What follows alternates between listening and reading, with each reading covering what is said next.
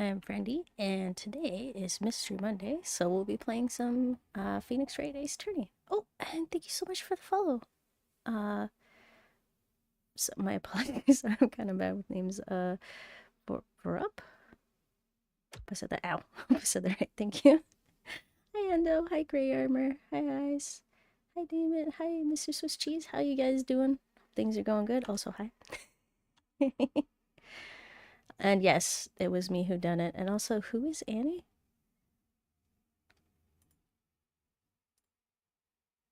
Is Annie walking?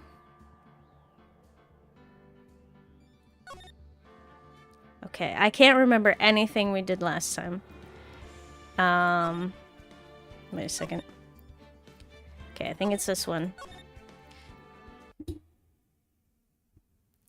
Working, watching you, and my machine, hoping both don't crash. Oh, okay. Hope that doesn't crash.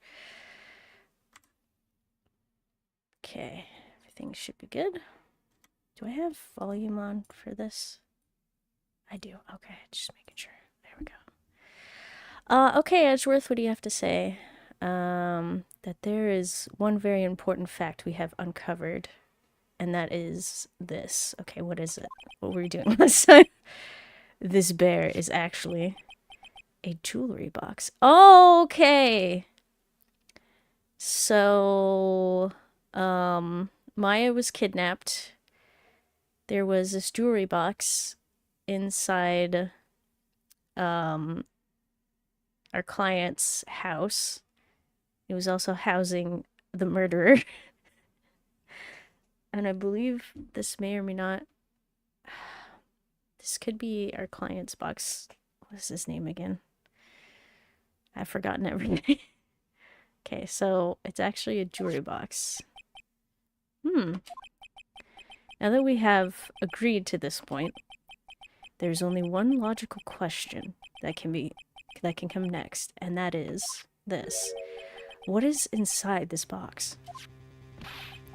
What's inside? Oh my god.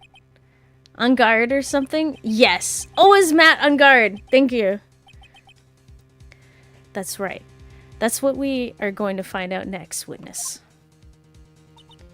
Yes?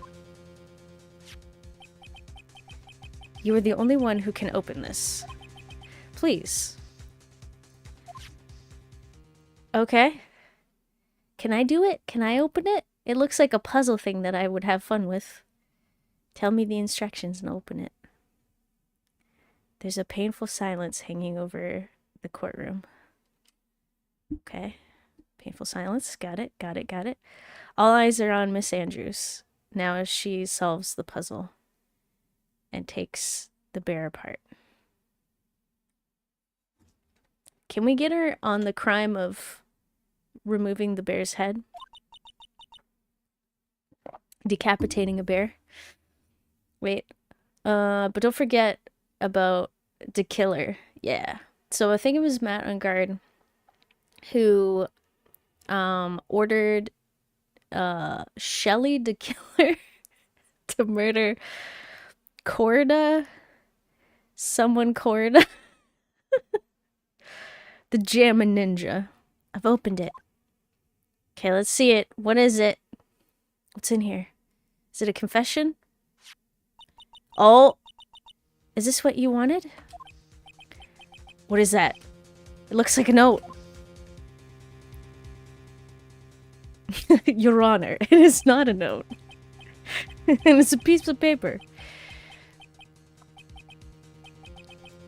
It's a grocery list. I don't think we need to guess at what that is, do we, Mr. Wright? It's the suicide note. Oh, that's right. The suicide note? The suicide note left by Juan Corda's former manager, Celeste Impacts. Okay. Until now, no one knew of its whereabouts, but just as we suspected, it was hidden. Hidden by the victim, Juan Corda himself.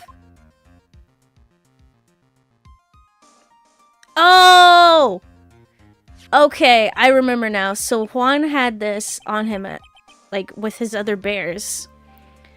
And then Matt ended up stealing it. That's what he asked the killer to go get. To go in there, kill Juan, and get the bear. Okay, got it. Did you know? I forgot. Oh boy. It seems Celeste Impax had very beautiful handwriting. And she just as beautifully signed her own name on this document. This is most definitely the note she left right before she committed suicide. Did you read the content, sir? Because this might be important. Order! Witness, did you know about this? Yes, I did. I heard all about it from Juan. When I discovered his body, I looked for the bear. I wanted to destroy the note before it became public. But I couldn't find it anywhere. Because it had already been taken by the killer.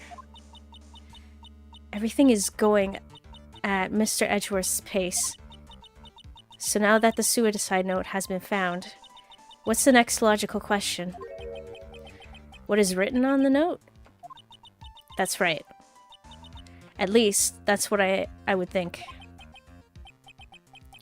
Now then, I believe it is only appropriate that the contents of this note be made known. I can't stop you, can I? I went through so much just to get my hands on it. And I was going to burn it for her sake. I'm deeply sorry, but I can't allow you to persuade me to stop. Your Honor, if you could please read the contents of the note aloud. Very well.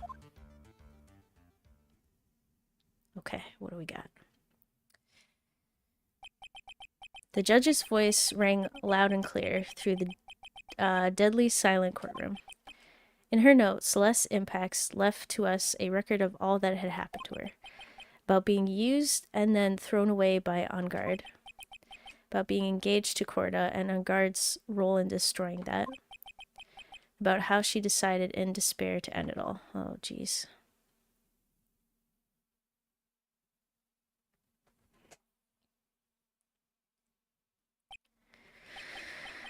And that's all Miss Impax had to say.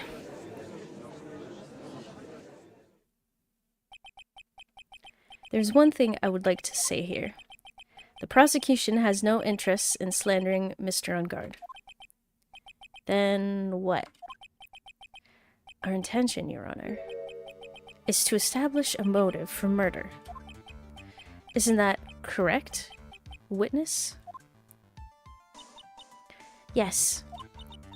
On the night of the murder, Juan was going to make the contents of the note public. After the post-ceremony show, he was going to hold a press conference. My word.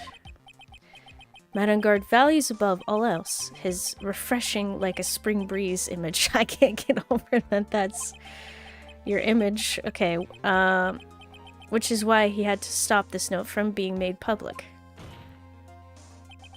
At any cost. Okay. Celeste's suicide note added to the court record.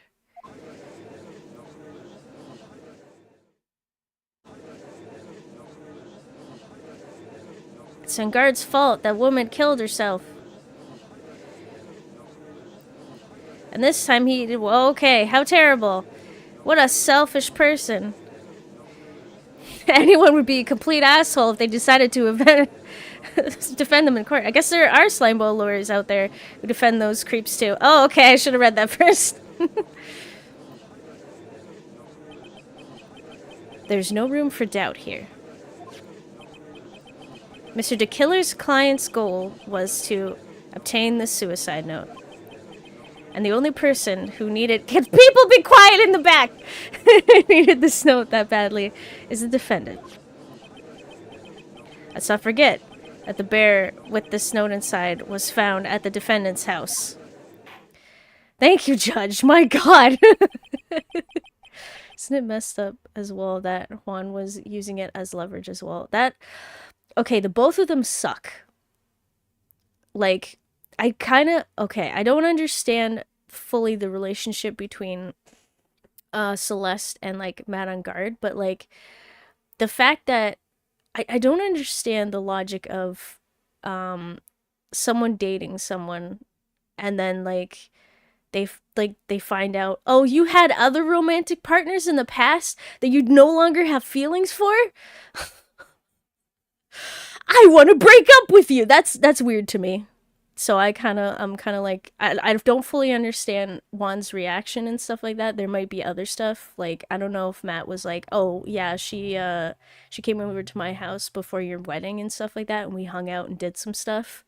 Like if he did something like that, I could understand Juan's perspective. So I don't know how that goes, but he's definitely going to use her suicide note to like bring down Matt. Like all of this just both of them suck. Wait, I heard asshole. Am I someone? No, I didn't call you. Alright, so it seems that we have come to the truth at last. The defendant's motives are entirely selfish. He deserves no sympathy from anyone. Ugh. How am I supposed to escape from this one? Why the hesitation, Phoenix? Gumshoe hasn't called yet, so you know what you must do. I know. I have to carry on and buy him some more time. Okay. There are two deadly pieces of evidence. The figurine and the suicide note.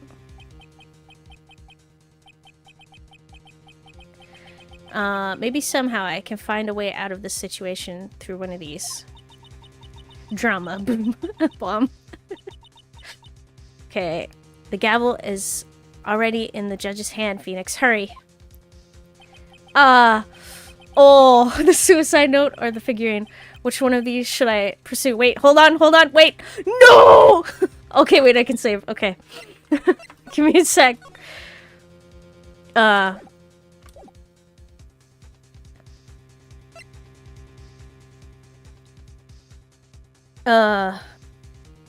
Okay, let's think about this. Okay, the figurine. So, Miss Andrews and Juan were the only people who knew how to open the figurine. And it housed the suicide note, and they both knew that. And it was in the room, and then it disappeared, and it got into Matt's hands. So I don't know how important that is, because it is the casing to the important note. Do what your heart tells you. So it kind of feels like the suicide note, is a little bit more important than the figurine itself. But I have no idea. Also, hi David, how's it going? And also, hi, did you, Vixen? I hope I said that right. I'm really bad with names, so I'll just say hi. Did you? Just discovered your channel. I'm munching on some extra cheesy Cheez-Its. Oh, that sounds good. What do you think of this case? Oh, and Maya's kidnapping and stuff like that. Question here is most important. Wait, the what? Itself or the note? Yeah. I was definitely taken aback by like the fact that they threatened Maya. Like that is crazy, and it has actually been like a pretty good case, but I don't know if I would call it the best one yet. I'd have to think about that further. Oh, and don't apologize for being late. I feel like the note is more pertinent than the casing it came in. Yeah. E will butcher your name and you'll like. I'm sorry. I'm so bad at everything with names. Okay, let's try the note.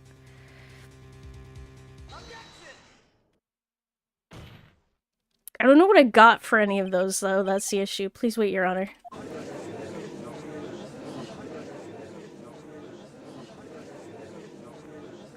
Oh man, look at that lawyer. He's still going at it? I'm so sorry. I think Your Honor believes that Madame Guard killed in order to obtain this note. Yes, that is correct. But that seems a little strange. In fact, I think there's a contradiction here. Okay. Wait, both options are actually valid here? Really? So I was stressing for nothing? Oh, man.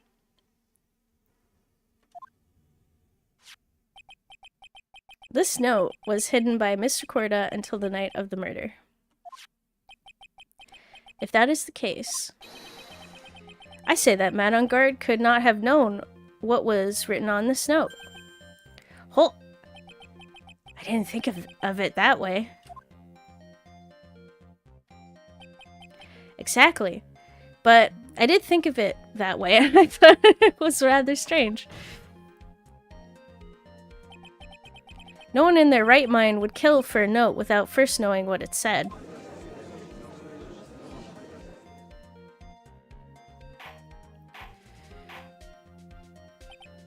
Order! Order! Order!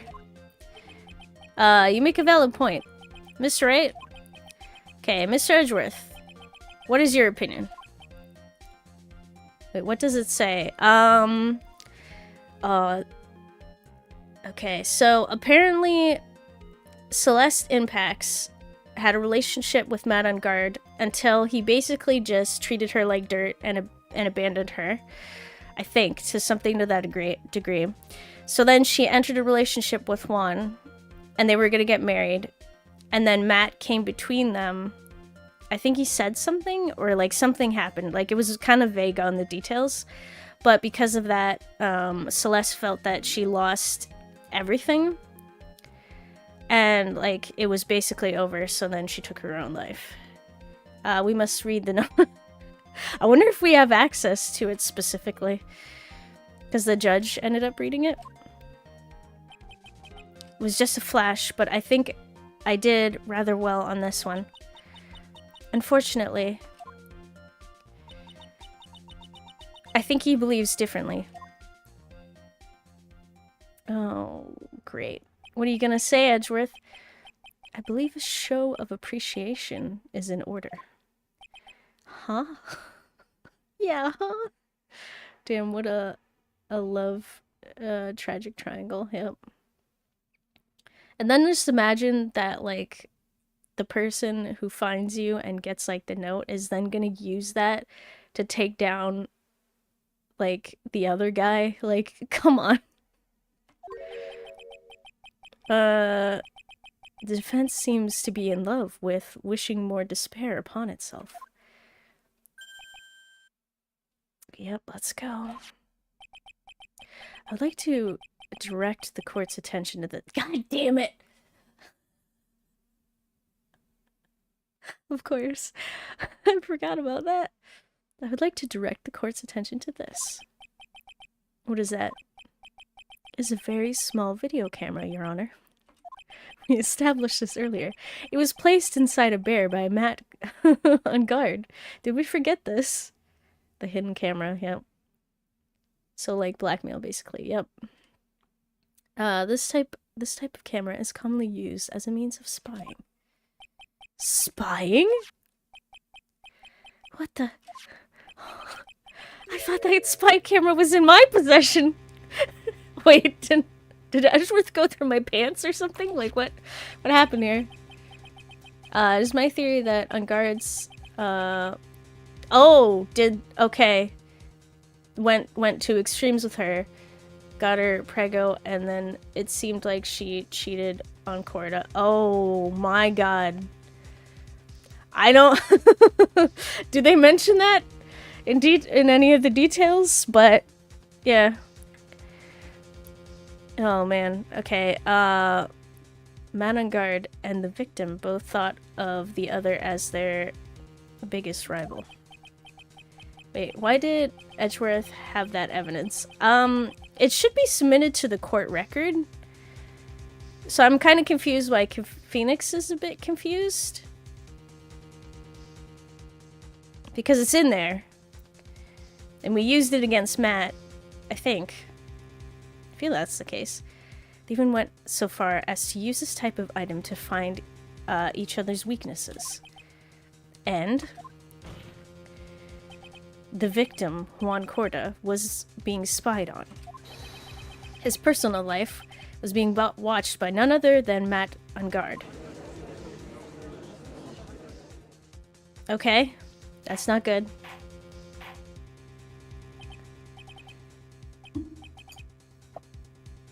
Order, order. Mr. Wright? Yes, Your Honor? You... Don't tell me you knew about your client's spying activities. Well... literally, I forgot about everything here, you know? How do you even remember? It kind of comes back really, really slowly. But it takes a minute for me. Well, sort of. Sort of is not an acceptable answer, Mr. Wright. I see you were confused, Mr. Wright. You're probably thinking, but I have the camera that was in the stuffed bear's eye.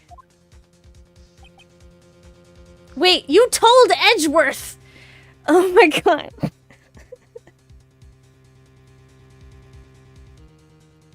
I'm surprised Phoenix is... Okay, so I'm surprised Phoenix is confused because we found the bear with the hidden video camera in it in Juan Corda's room.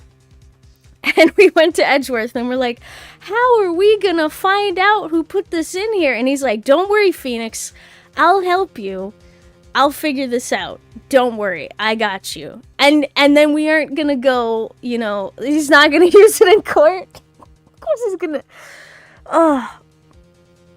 I know I forgot about it, but I have an excuse because it's been weeks. For him, it's been yesterday. You told him. But this camera that I have is not the same. Last night, I searched the victim's house on a hunch. You found another one?! Yeah, totally weeks. Using this. So wait, they both hid cameras in either's places? Are you kidding me? These two are, for lack of a better word, nuts. Gumshoe's bug sweeper. By the way, Mr. Wright, the defendant's fingerprints were found on this camera. The defendant's fingerprints? Hold on.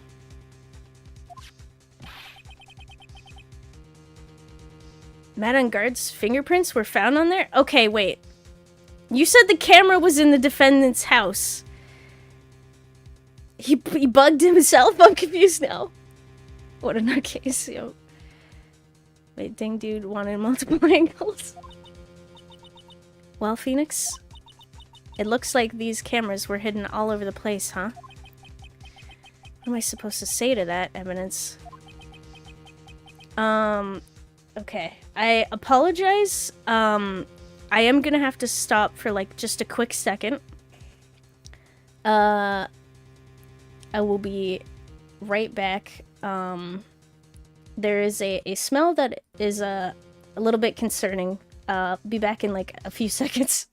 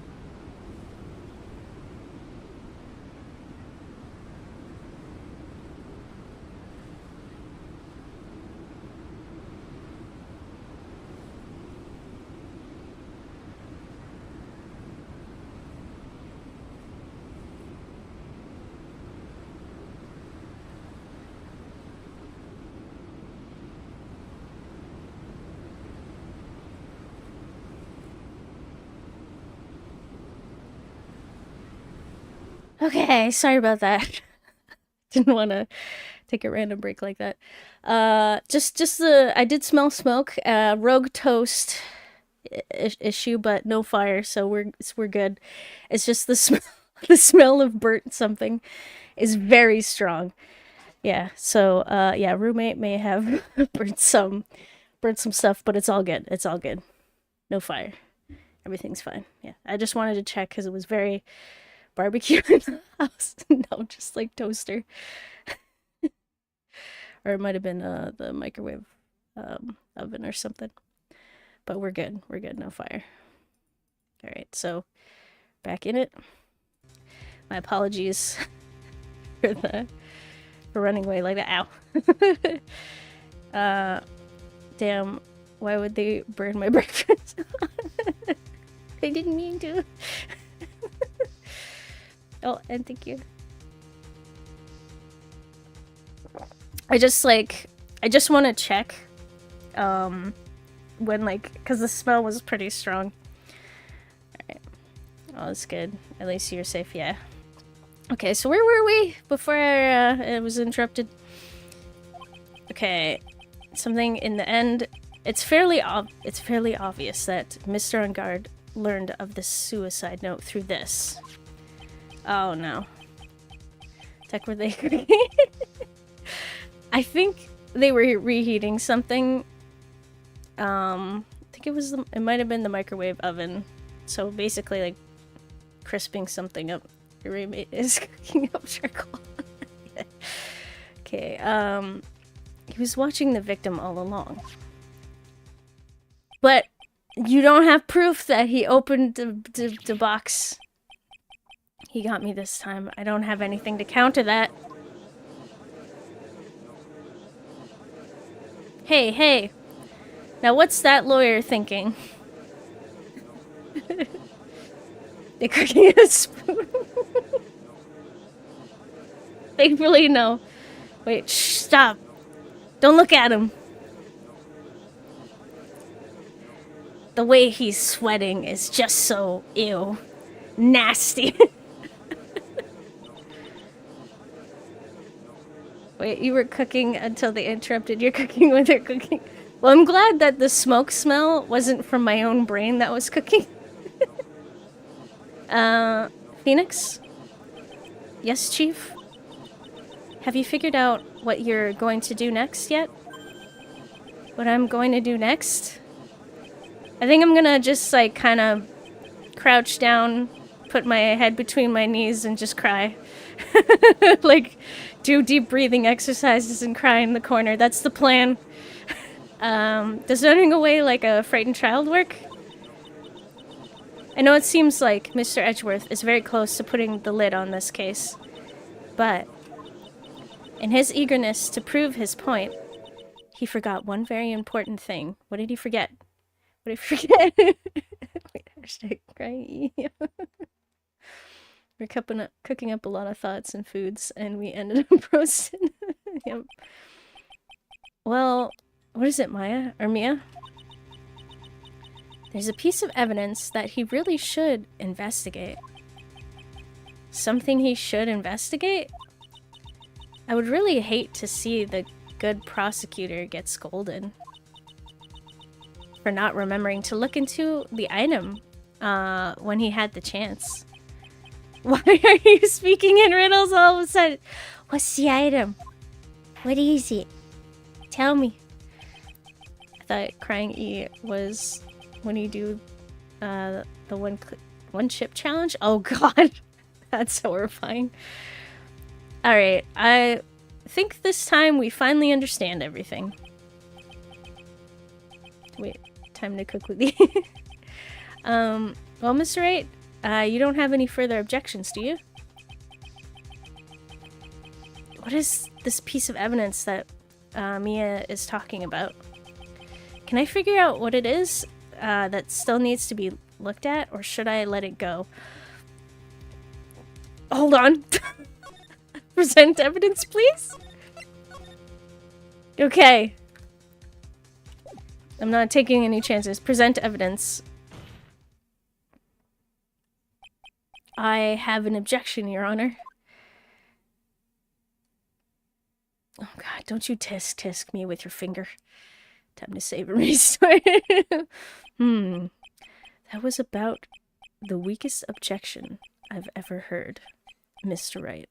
Don't you tell me how weak my objection is. Objection! There, is that better? Your Honor, the defense has no intention of letting this go so easily. Are you beginning to sound desperate? That's just your imagination, Your Honor. Mr. Edgeworth, this is not like you at all.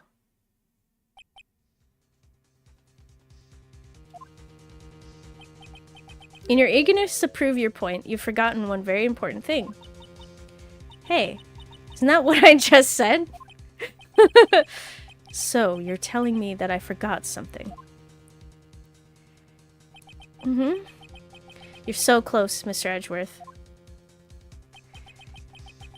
But there's something you really should examine about this piece of evidence. My badge!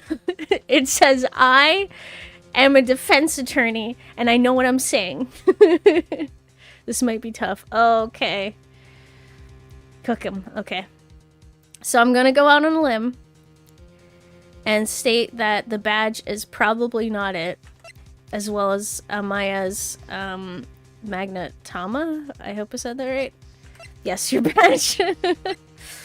Okay, so there's the Nickel Samurai costume. So the Nickel Samurai costume establishes that he has, whoever's wearing it has a metal arm and like a gloved hand, so you basically don't have fingerprints. The button was found in the pants, but it was staged.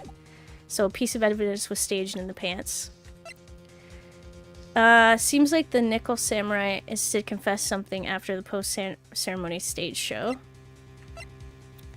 So I think we've established that. So we got the radio transceiver from Maya's kidnapper, who goes by the name to Killer. We got Lotta's camera, stolen on the night of the murder. Tabloid article about the victim was inside. Magazine clip. An article from the tabloid Gossipland.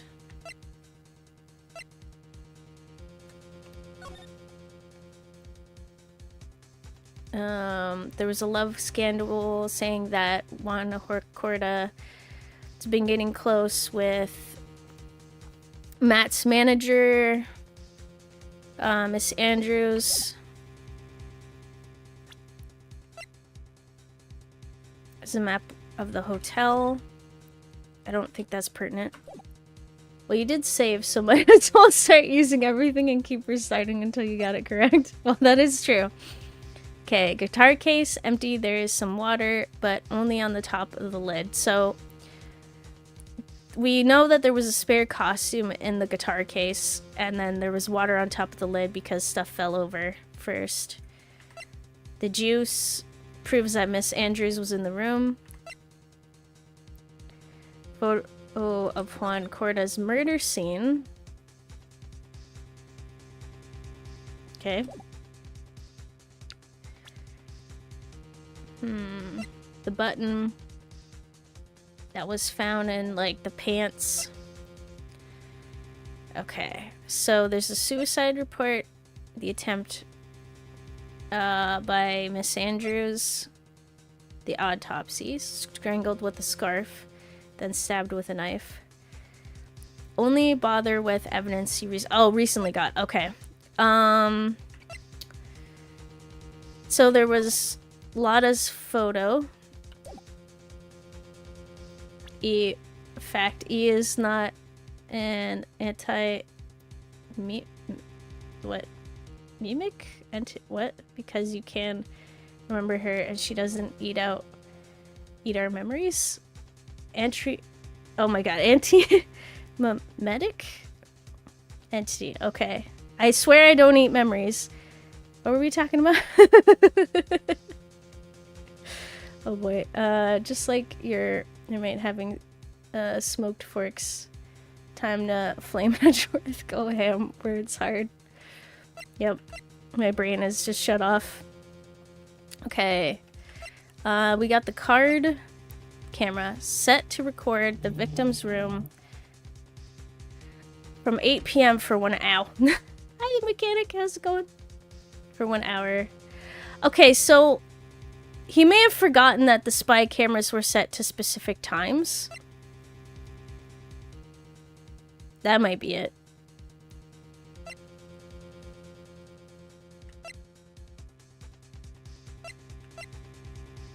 Evidence for the bear. Proof of their relationship. Okay, so the only things I could think of is like the puzzle box was the only thing Corda and Miss Andrews knew how to open. On the side, it tells of Engard's horrible misdeeds. I'm thinking it's the camera, but I could be wrong.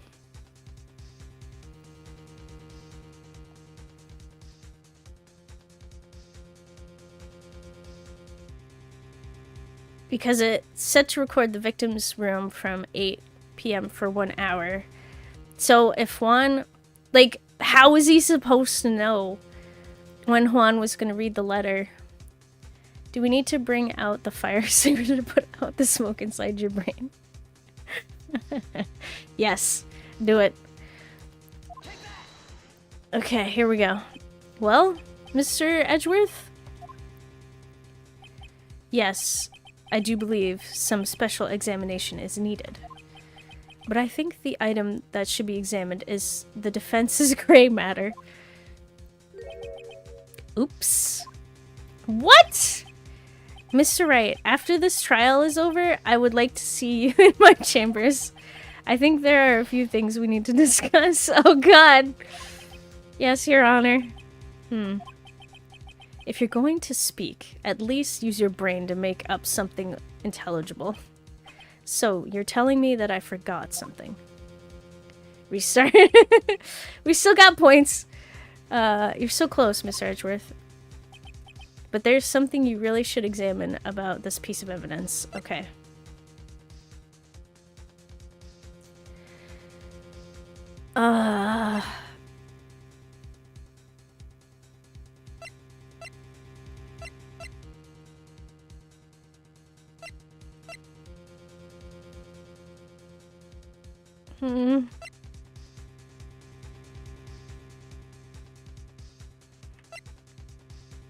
This is... I have no idea what it would be then.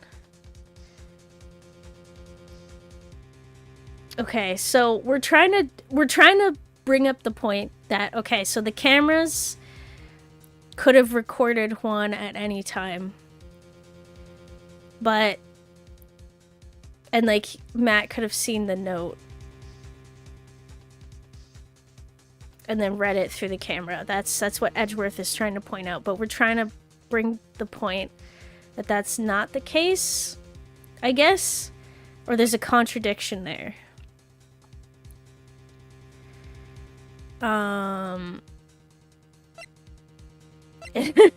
Is it not written in the text? Okay. Because the only thing I could really think of is, like, why would Corda need to open the wooden box? Like, he probably read the note once, and then he shoved it in the figurine, and, like, he hasn't opened it since. You need to question a very natural assumption. You'll find the law can be very ambiguous. Okay, the note. If the note was removed from the bear before trial, it could have been replaced with a fake? Maybe?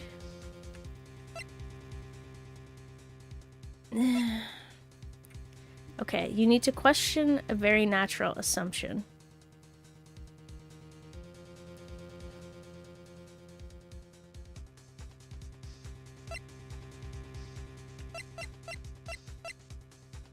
Okay, hang on. Is all this stuff that can actually happen in this. Wait. Is this... Okay, hang on. Is all this stuff that can actually happen in this game? Not entirely sure exactly what you mean there. Okay, what is natural? Like, could the note be a fake? Yeah! Yeah, it could be. Actually. That's actually plausible. But, like, it goes down a... it goes down a huge rabbit hole. Like, we haven't actually proved that it is her note. We assume based on her writing.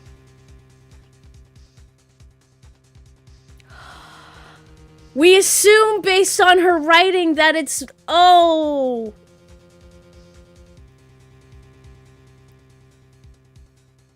Oh! Maybe it's time to go to Wonderland. Oh my god, are you serious? Is the note fake? We have 2 pieces of her writing. Okay, it's the picture. It's gotta be the picture, because the picture could be... Like, it is her writing, where she says, "With love, Celeste." But if that's compared to the note... Okay, I'm gonna try the picture. I swear, if it's this... we're going down this rabbit hole. We're just... Well, Mr. Edgeworth? Yes, I do believe some special examination is needed. But I think the item that should be okay, is gray matter? Oh, come on. Mr. Wright, after this trial, okay. What? We're going deeper and deeper. Yes, Your Honor. Okay.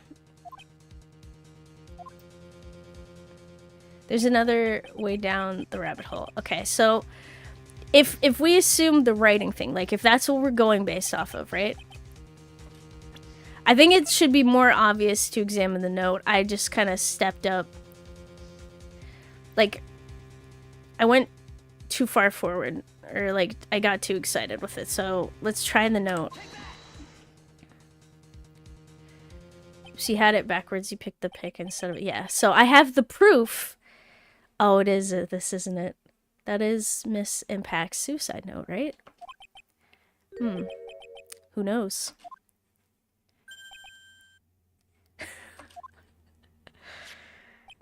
I mean, sure, this suicide note was found inside this bear, but this bear was in my possession until only a few moments ago. Which means... the handwriting on the suicide note has yet to be analyzed. Oh my god! It's reasonable to get excited, yeah. Oh. So, as to whether this pivotal piece of evidence was really written by Miss Impacts or not, that has yet to be even remotely confirmed. Back on the grind.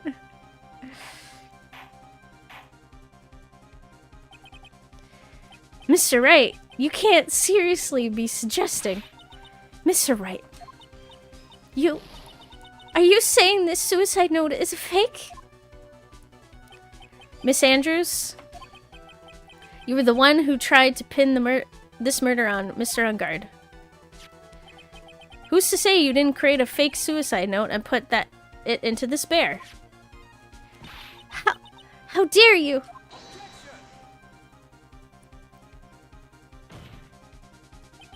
Your Honor, the defense is indiscriminately accusing the witness again. There is no evidence linking the witness to the suicide note whatsoever. Oh my god. But if this is a fake, then the witness is the only person who could have made it. What? Recall the witness's testimony concerning this figurine. The only person other than the victim who could solve this puzzle is the witness herself. Ah! Not her glasses!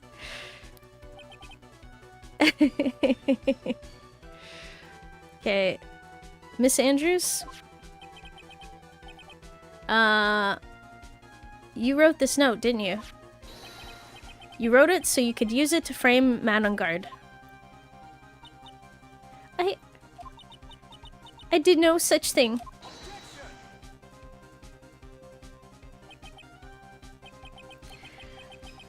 Right. If you're going to pronounce the suicide note a fake, then show this court some evidence to support your theory. Objection! I don't have to! You need to prove that Celeste wrote it. He writes notes to frame chat all the time. Oh no. Wait, I have another theory that Corda and /or impacts are related to the phase. Recall the presence of a certain bear on the coffee machine in Corda's room. Wait, what? We're cooking roasted chicken breast with this one. Oh my gosh. Badger the witness. Okay, so you're saying... Okay, so the presence of a certain bear on the coffee machine. I don't remember, but I'll have to go back and look at some point. Whether I can, like, go to the hotel room. I highly doubt I can, but I'll have to check the past video. Mr. Edgeworth, you were the one who proposed the scrap of paper as evidence. That means the burden of proof lies with you, the prosecution. That's right. I gotcha. That's enough. Mr. Edgeworth, can you confirm the handwriting on this suicide note? It is, as the defense has stated, the handwriting has yet to be analyzed. If that's the case, it seems that yet again we have reached a point where a verdict is impossible. Got him. Yep. That's impossible! Oh. Why does everyone sound like a bunch of demons inside here in the courtroom? This isn't good, Phoenix. The judge is going to carry this trial over one more day. I don't think Maya will physically be able to make it another day.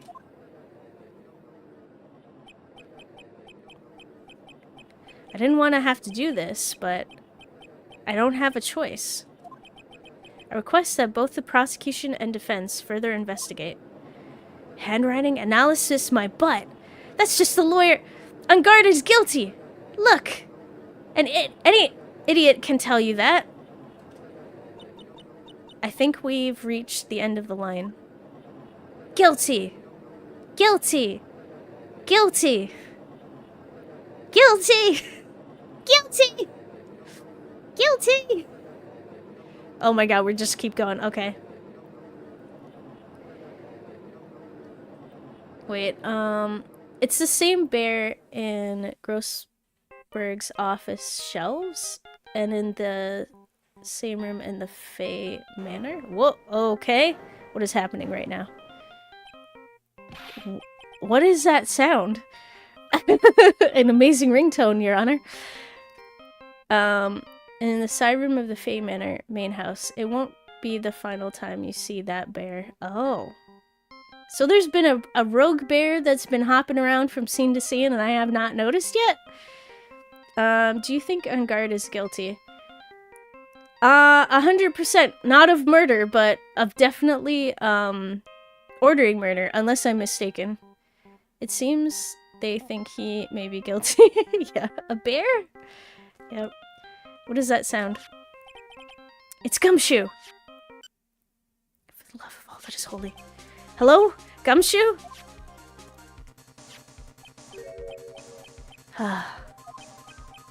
What is with him? And what's with that sigh? Where's Maya? What happened to the killer? He got away. What? I'm sorry, pal. I really am. I don't know what to say besides I'm sorry. I wish there was some way to make it up to you. I really do. Anyway, what's going on? We found his hideout, pal. But the two of them were already gone. Oh my god, no! You guys are gonna do this in the courtroom? Wait, what? Wait. I'll be right back. Alrighty.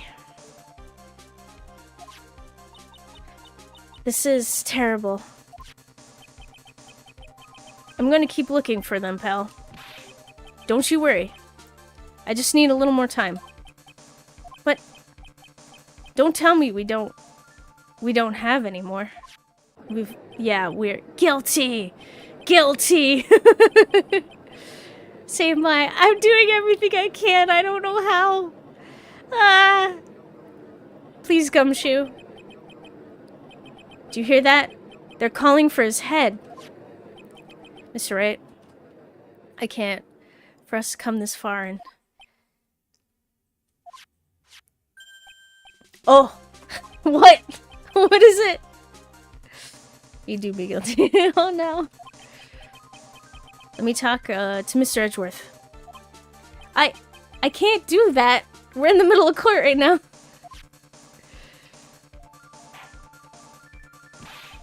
Mr. Wright, would you please get a hold of yourself? Yes, Your Honor. I'm about to end today's proceedings. You may take your phone calls after. Hold on, Your Honor. Edgeworth! Catch!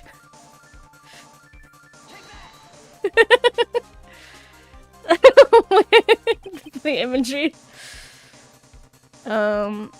Wait. She has a guilty face down with you. Wait, hold on a sec. Hard labor with her. Wait. But what is Maya's own wishes in this matter? To just... So Maya just wants us to go with it. Like, just finish the trial, put Matt away. Basically, stop the killer. Like, regardless of what happens to her, if I remember correctly. Mr. Edgeworth. Please, you gotta buy us some more time. Court is in session. Oh my god. Edgeworth, please, I'm begging you. Don't do this. It appears my chat is in some kind of rebellion.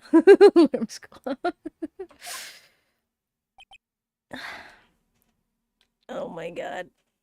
I'm gonna have to choose. I'm sorry, Your Honor. You were saying... Mr. Wright, this is a court of law. I'm sorry, Your Honor, but... Can I explain before you just smack your gavel? I'm reluctant to do this, however. It appears that I have no choice but to suspend proceedings until tomorrow. This time I really can't do anything. Court is now adjourned for the day.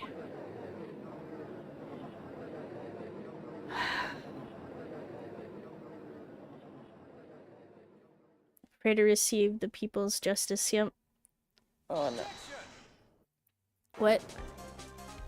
Oh my god. Edgeworth? I swear? Just what is more important? Edgeguard's guilt or Maya's life? Yeah, I don't want Matt to go free, but I don't want Maya to die. Like, that's a person's life we're talking about. Please wait, Your Honor. Edgeworth? My hero? What is it, Mr. Edgeworth? I humbly request 30 minutes for your honor's time. For what purpose? We can perform the necessary tests on this piece of evidence in that time. But can you really obtain the results in 30 minutes? I believe we can, Your Honor. Don't you shake your head. But wouldn't it be better if we adjourn for today and then reconvene tomorrow? 30 minutes. Please, Your Honor. That's all I'm asking for. Please, Your Honor. Very well. Oh my god. Thank you, Edgeworth. Wait, prepare failure to receive the people's justice raises the people's eyebrow. Gives the people's elbow. Wait, what's happening right now? At the prosecution's request, this court will now take a 30-minute recess. But be advised that I will not allow another recess today. I'm not sure if this is helping or hurting us. Uh-oh. Okay, but Pearl is a spirit medium. She could just summon Maya. But the question is, would Pearl even do that?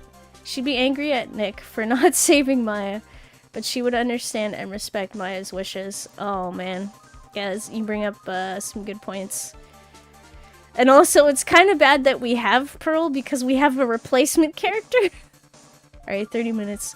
Who packed lunch? Judge just wanted to go home early. Alright, so that's my alarm. So I'll be taking my actual break this time. I'm sorry about the suddenness of the other one. I'll be back in a few minutes.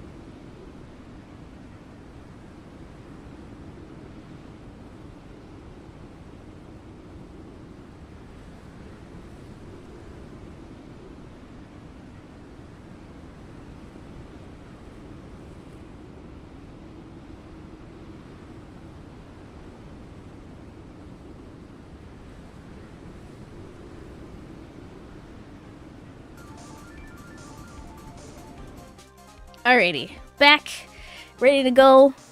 I can't remember what we're doing, but we're gonna do it. Not sure if this is helping or hurting us. Okay, we got a recess. Out. Thank you for the welcome back, plushies. Alright. So what's gonna happen? The court will now take its final recess of the day. Hey, two at the same time. Yeah, what are the odds? March 23rd, 2:04 p.m. Oh wow, we've been here a while, I think. District Court, Defendant Lobby number 3. Right. Well, what's going on with Maya's situation? Not like you care! Your attitude. I know you saved us in there, but man, you seem to not care. The killer. It looks like he got away again. 30 minutes. We can't find her in that time. Oh my god. Please, Gumshoe. Plus she objects to you, leaving for break. I'm sorry. Report.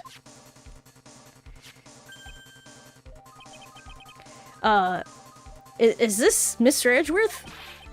We don't have time. Just spit it out. Right. It looks like we just missed him, sir. But the killer left a few things behind by accident in his rush to get away. A few things? We can use any of... can we use any of them as evidence? Ho ho ho. I thought you'd ask, pal. I've got the things he left with me right now, and I'm on my way over. Really? That's odd. Any items like that are usually sent to the crime lab first. We don't have time to wait for those guys, sir. When those guys aren't looking, I swiped the stuff and ran. What?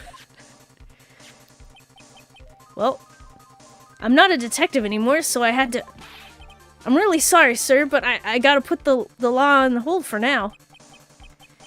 Sounds bad. I hope he doesn't get in too much trouble over this. With my hunk of junk car, I'd say I'd be there in about 20 minutes, sir. Don't worry. I'll be there. Wait for me. Quite unorthodox, yep. Alright, just get here in one piece. And don't don't ignore the traffic lights. I'm on a mission, and no one can stop me now, sir. No one. I'm pulling out all the stops and running every red... No! Gumshoe! You're not an officer of the law!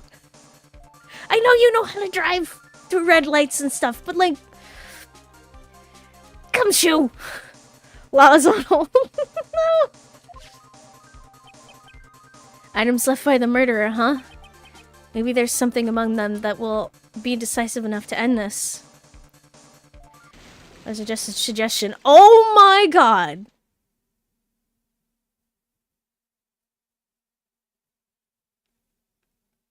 Gumshoe? Are you okay? Law's justice or just a suggestion. Hey, what's wrong? Detective Gumshoe, answer me. Oh god. No one can stop me. Gumshoe. I swear to god, if you took out Gumshoe! Tokyo Drift Time? Oh my god, what happened to Gumshoe? Did he crash himself or did the killer hit him? Is Gummy gonna come in clutch? I wish so. I wish he could. What happened? It sounded like he had an accident. I'm guessing his cell phone broke as well. What was he thinking? Gotta hurry and call for help. But we have no idea where he is. His cell phone is broken, and he wasn't driving a patrol car, so no radio either. Also, if we don't get to those items before they do, the police will take possession of them. No! We can't let that happen! Well, if there is a way we can find out where he is, then we stand a chance. No, Edgy looks so pained. Yep. Why did Gumshoe have to get into an accident now? Is there any way to find out exactly where he is at this moment? Who's gonna save us now? I truly wonder. Okay, so I'm gonna save Just real quick. I assume we can. There is a way. There has to be a way. That's right. There is a way. What? How? I'm sure we can find out where Detective Gumshoe is through this. I don't know. I just said yes. Yes, maybe? Okay, let's think about this. Maybe the radio transceiver if the killer had it on him and that was one of the pieces of evidence. A person actually. Wait, what? You're telling me a person? Okay. So, thoughts are Maya, if we switch her with Mia, that might work. Send the hounds. Look at the profiles, yes, okay. It's Pearl! Pearl knows dance! Okay, you will solve this. Okay, so the killer's not gonna help. Celeste is dead. I'm sorry, she's not helpful. Miss Andrews is here. Security lady. She's hotel security. I don't think she'd be helpful. Matt's in jail. Dead. Investigative photographer. Maybe. Lotta? She useful? Will? I don't really know if Will's all that useful. No offense to Will. Francisca? She's in the hospital, or she should be in the hospital. I have no idea. I think someone who worked with Gumshoe. She put a tracker on. They hammered that so much. Pearl knows all. Just look at the massive five head. What is Franny's connection with Gummy though? Yeah, she put a tracker in him. And she used him. Okay. What are you bringing? Why are you bringing up Francisca at a time like... Oh, I see. I'll try to get in contact with her. The chances are slim, but she's all we have. Thank you for bugging Gumshoe. Francisca. Will she even want to help us? Edgeworth. What is it now? Or what is it? I don't have any right to judge anyone ever again. Yeah. After the stuff you've done, Phoenix. Even before this. I know my client is guilty. But what I'm doing now, I'm pinning the guilt onto someone totally innocent and using the evidence to do so. It might be my turn to say defense attorney Phoenix Wright chooses death. Right? It doesn't suit someone like you to cry useless tears. Whether you did your job well or not. That can only be seen after the verdict has been decided. The verdict? Is Prosecutor Edgeworth here? Yes, bailiff. There's a phone call for you, sir. They said it was extremely urgent. They're probably finished with the handwriting analysis. I have to go take this call. In the meantime, think hard about what it is you must do. Wow, yep. Francie coming in clutch? I hope so. This is a crazy case. It's weird, like, being allies with the prosecution. Like, that just seems odd to me. Okay. So, it is now 2:35 p.m. and we're back in the courtroom.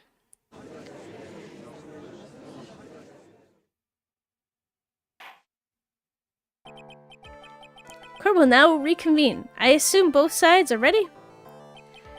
Yes, Your Honor. Yes, Your Honor. Are you okay, Edgeworth? I can understand the defense acting like this. However, why do you also seem distraught, Mr. Edgeworth? That is... It's nothing, Your Honor. Okay. What's wrong with Edgeworth? Looks like something unexpected just happened to him. Now then, Mr. Edgeworth, if you could please tell the court the results of the handwriting analysis on Miss Impact's suicide note. Yes, Your Honor. Unfortunately, we have discovered that this suicide note is a forgery. Wait, Francie told him no? Oh, okay, I think it's the note. But that would have been pretty bad. What? What do you mean, Mr. Edgeworth? I was bluffing, Edgeworth! You can't seriously tell me that's the case. This note was not written by Miss Impacts herself. It is a fake.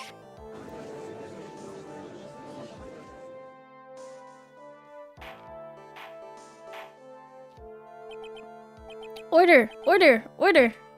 Mr. Edgeworth, would you care to explain what is going on? Yeah, explain, please. Yeah, the note was forged. Oh, jeez. If this is not written by Miss Impacts, then who wrote it? We would need more time to do a more detailed analysis, however. It appears that the handwriting matches that of the victim, Mr. Juan Corda. He made a fake note? Did he know he was being watched? Mr. Corda? Well, well. Looks like Miss Impacts never left a suicide note after all. She never wrote anything about On Guard. However, Your Honor, even though this suicide note is indeed a fake, Mr. On Guard could not have known that, and so that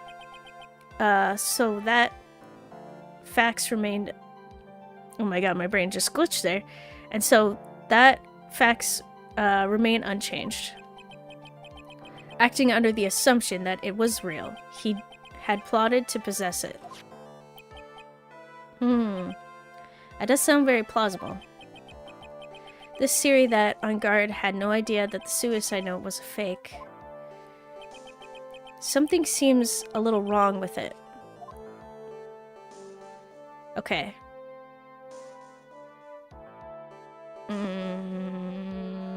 Present evidence? Oh.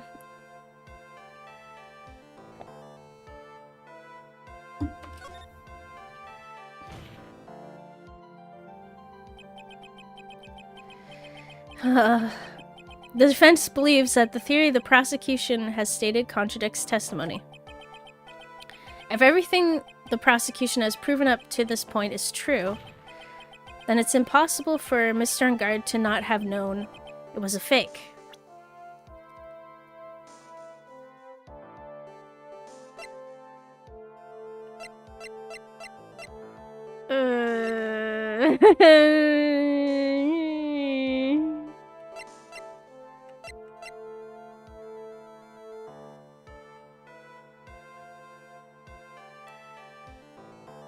Okay, so it is...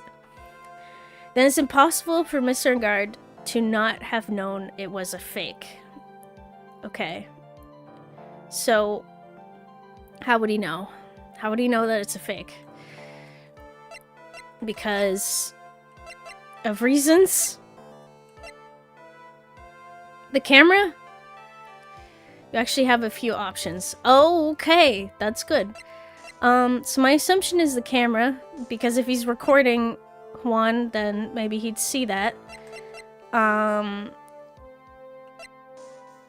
He knows Celeste, so I don't know. I assume it's recent evidence, but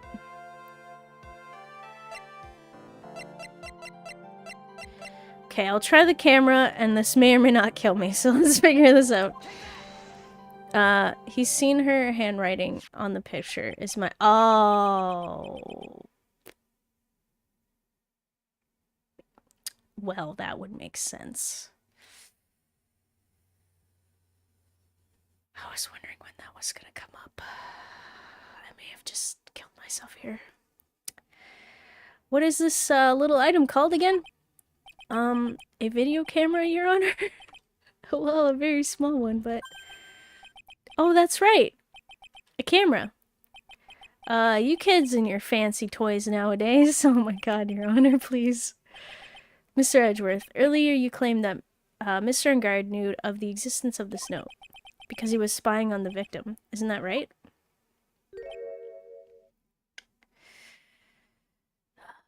The picture, yep. If that were true,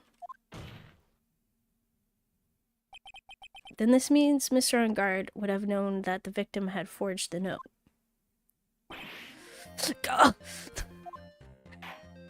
That's right.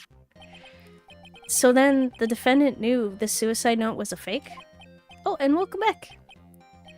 And if that's true, then the situation has suddenly changed in a very dramatic way. Exactly, Your Honor.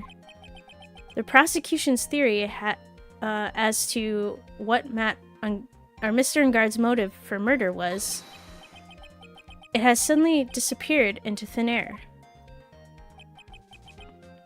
But, Your Honor, it's not as if Mr. Engard monitored Mr. Corda 24 hours a day.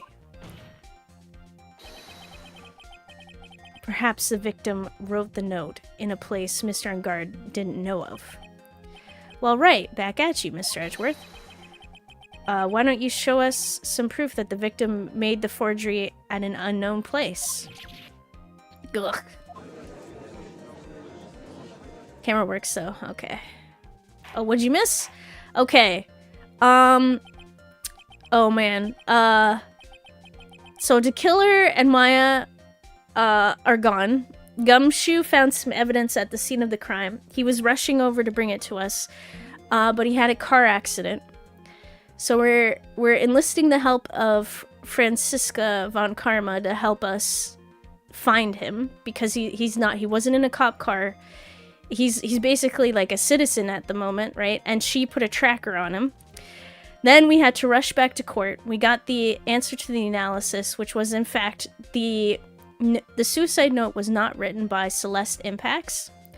And now we're trying to prove that Matt knew that the note was a fake, which would change his whole motive for murder and stuff like that. So we're basically lengthening or getting to the truth, I think, which was a surprise to everyone here. Okay, order. Mr. Edgeworth? It looks like this time it is you who has dug his own grave. As I figured. Huh? As you figured? Damn, yep. As I figured, it came down to this after all. Mr. Edgeworth, you are not making any sense. Remember how Impacts died and how Corda died? They both were strangled to death. Oh, Impacts was thought to be hung while Corda was strangled to death by the killer. So what's interesting to think about? They both died the same ways, and Miss Impacts didn't actually leave a suicide note. So was it in fact suicide? My god. Please tell me we're not going down this rabbit hole. Are you telling me the killer murdered her? To get her to shut up? Matt ordered... Are you telling me he ordered her death too? We're going deeper and deeper. Oh my god, no way. When I heard the results of the handwriting analysis, I thought this might happen. The question is, what next? What next? If the prosecution can't prove Mr. Engard's motive through the evidence, then we must prove it from another angle. Or getting into the meat and potatoes. Yep. Well, I agree with you there, Your Honor. The prosecution would like to call a witness to the stand at this time. Oh? Well, that's fine. Are they here? However, this witness is a little unusual. Edward's stuttering. This is not like him at all. Is it the kitty? Are we inviting... What was the kitty's name? Oh my gosh. They were so cute. I can't remember their name. Wait. Maybe Ungard hired a killer to kill Impacts, or maybe he killed her himself. There are reasons I believe that. Yeah, so he may have actually done the murder. Kitty is the witness. Unusual. Well, what sort of witness is this person, Mr. Edgeworth? Oh, it's not a person, Your Honor.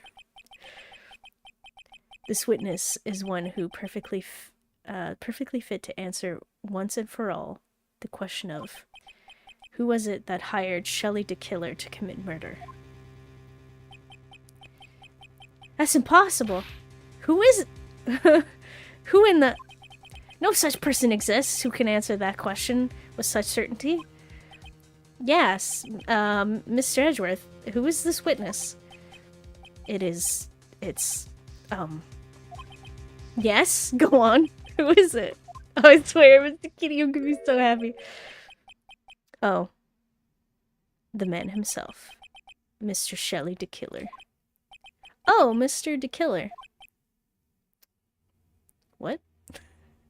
Shoo! That's right! Oh, I thought we were gonna get to interrogate Shu. Wait! Shelley the Killer?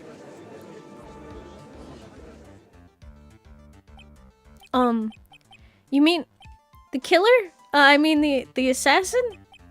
Yes, Your Honor. He's coming here? To the witness stand? Well, yes, in a manner of speaking. I recognize that this is a very unusual circumstance, so I asked for your permission. Well, Mr. Wright? Yes? Is this alright with you? Yeah. Aw, boo. Yeah, we missed out on the perfect witness. Shoo. Do you have a choice here? I can't really do much else to drag this trial out. The defense has no objections, Your Honor. I wonder if it really is alright to do this. Very well, then. The prosecution calls its witness to the stand. Edgeworth, is there no other way left to us? Nope.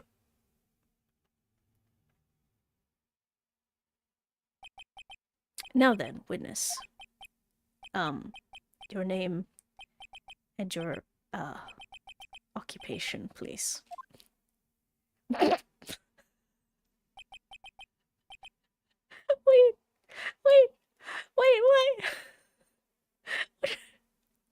What? Excuse me? Why do we... I'm very confused. What's happening? Very good, sir. My name is Shelley the Killer, and I am a professional assassin. I say... What is going on here? Your Honor, Your Honor. How can you remain so calm? And what is the meaning of this two-way radio? Prompt. Actually, Your Honor, it was delivered to me just now, and it came with a condition. As long as we do not trace its source, Mr. the Killer will testify to this court. So this must be what that urgent phone call he got earlier was about. Oh no. This will not do. I can't allow this in my court. First of all, you let a parrot in your court, sir. Like, judge, this is normal. This is normal in comparison to the parrot. Wait, Shu is a reference to the game's creator. Oh, Shu, Takumi. Ah, Ah, that makes a lot of sense. Objection. This. How is the judge allowing the court to hear this first? Okay, so first of all, we can't even be sure that this is really Mr. the Killer himself. You let E in your court even. She was all kinds of Canadian. Yeah. Witness, please present some sort of proof that you are, in fact, Shelley the Killer. I understand. Please wait a second.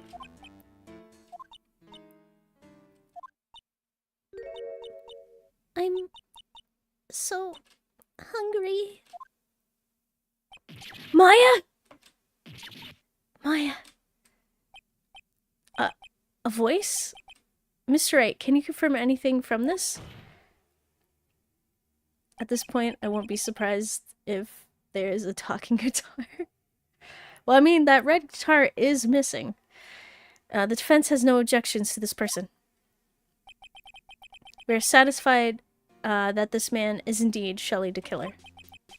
Looks like we have run into yet another unexpected turn of events. Well, it doesn't seem like we have too many choices under these circumstances.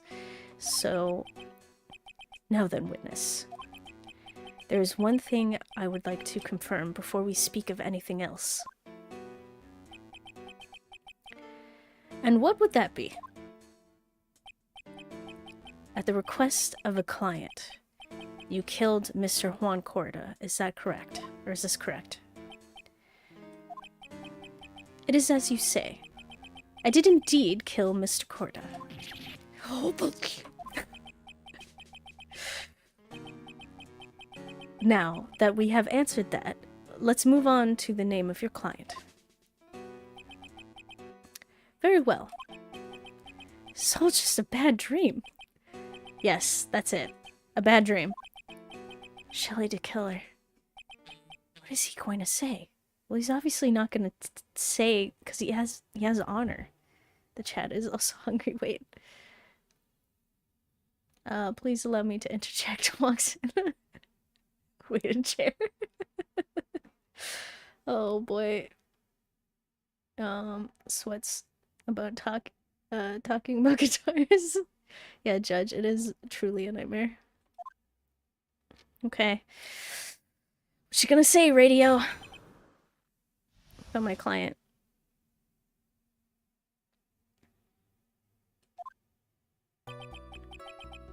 There's something I must first state. To an assassin, nothing is more important than the trust between a client and himself. And that is the reason I am here today on this witness stand. It is my wish that you grasp this concept before I give the name of my client. Okay, so you're not going to give the name of your client. Mr. the Killer seems to be a very clever man. I'd almost say he seems to be mocking us. Tisk, tisk, tisk. While he may appear to be our enemy, Your Honor, Mr. the Killer is only stating the truth. He's not a hypocrite. He has always stood by this one belief. You mean about this trust between his clients and himself thing? It seems to be a level of trust beyond what people like me could comprehend. Well, Mr. Wright, are you ready to cross-examine the witness? He has morals. For an assassin, I guess. Okay, yes, Your Honor. There's no way to know what's coming next, so stay cool and collected, Phoenix. Alright, here we go.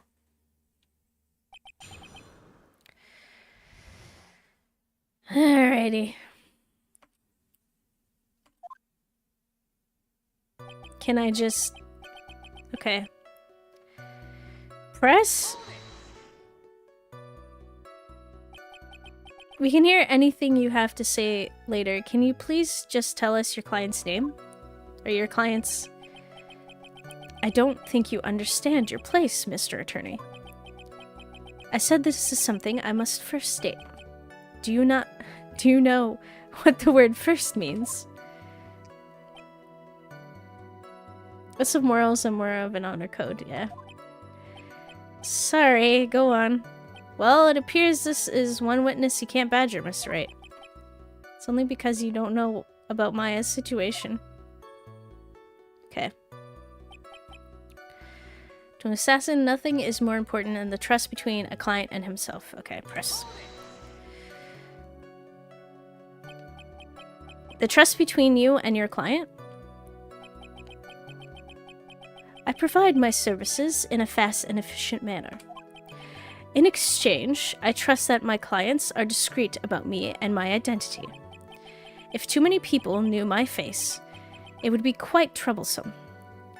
Wait, unlike one assassin who would bash a wrench in someone's head, throw them off a balcony, blasting through hallways, and stealing their items for personal value. Oh well, I'm looking at you. Yeah. Cough. That is why you're testifying in this manner? This is the first time one of my clients has ever been accused of murder. I must preserve the killer name so my clients can trust me. But couldn't someone stab you in the back and break your trust? It has never happened before, but if it ever did, they would be dead? Yes. That person wouldn't be my client for very long. They would certainly... That's enough. Please, no more. Very well. It was only a hypothetical anyway. Don't forget, she also poisoned the soup. I did. Did anyone eat the soup? I don't think they did. I was very sad about that. That is the reason I am here today on this witness stand, okay?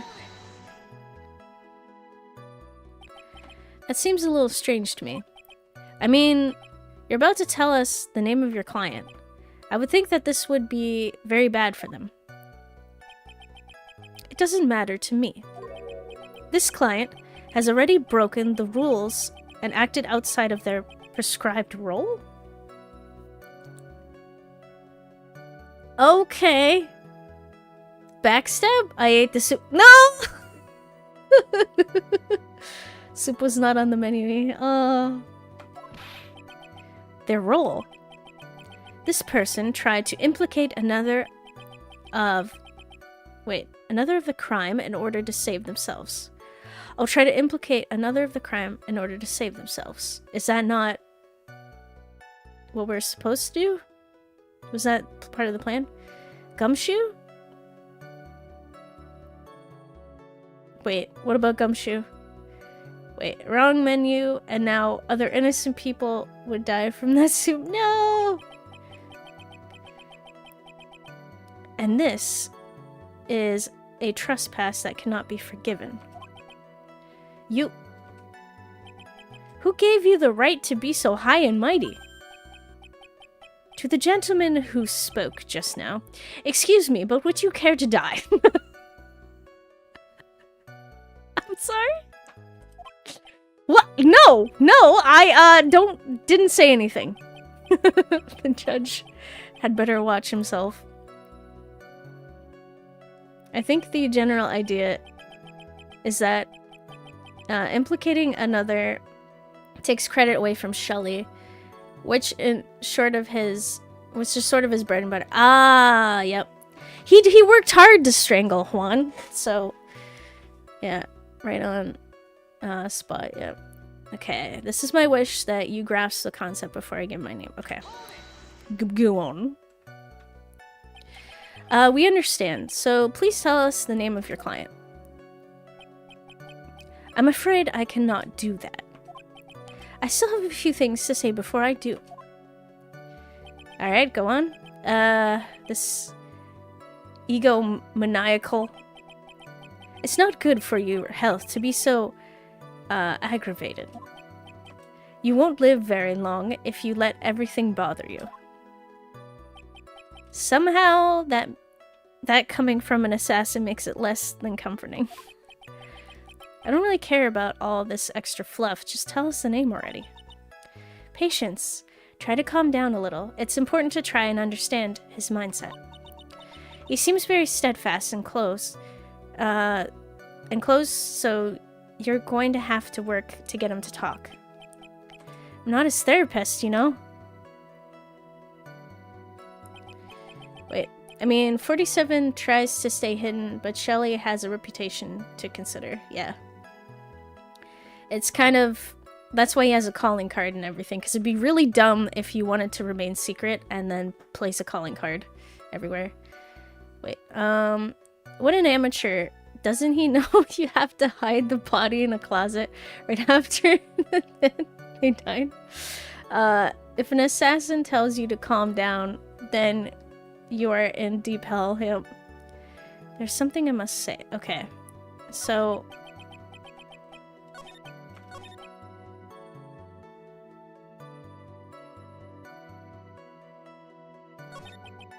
I don't really care about all this extra fluff. Just tell me the name already. Okay, patience. Did we not press on everything?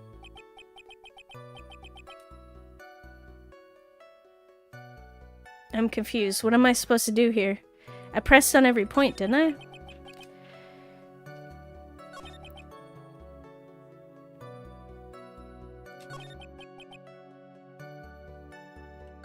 Did I miss one?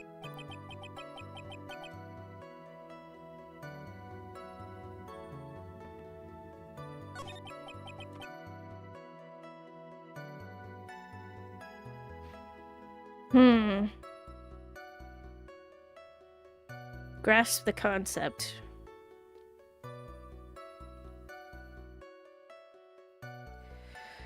Like, do I present the card? Restart? I mean, I can go through it again. No, the witch costume is gone. Yeah, it was, I temporarily dressed up for Halloween. Also, hi, Twitch Inhale Spells, how are you doing? I'll miss you, Daniel. Represent? I wasn't paying attention. Okay, maybe if I just quickly go through each of them again, because, like, I pressed on every point. I don't... Like, am I cross-examining? Repress? Okay, that sounds good. Okay, first, state first. Okay. We can hear anything you have to say later. Can you please just tell us your clients? Okay, I don't think you understand your place, Mr. Attorney. I said this is something I must state first. Do you know what the word first means? This gives nothing. Sorry, go on. Well, it appears this one witness is... this is one witness you can't badger. Okay.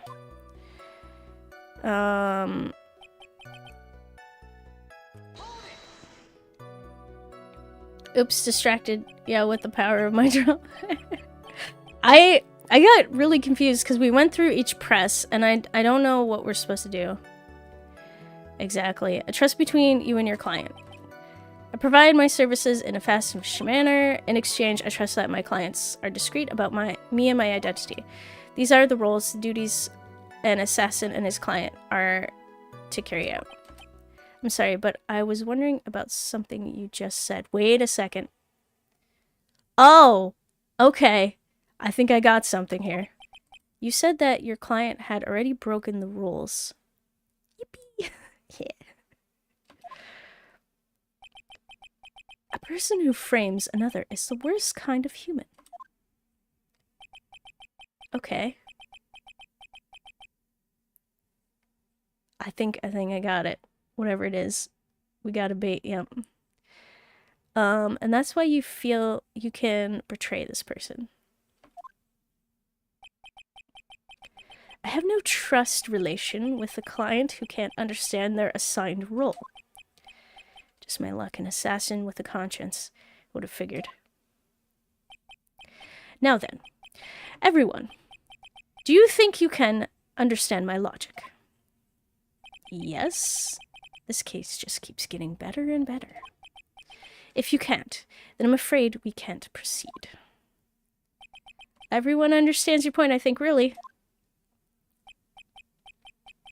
Time to reel it in nice and slow. Yep. In that case, I believe I am prepared to disclose the information you seek. You've made it crystal clear that you value trust over all... Oh, sorry. You value trust over all else. I believe we are ready. The plot thickens. Excellent.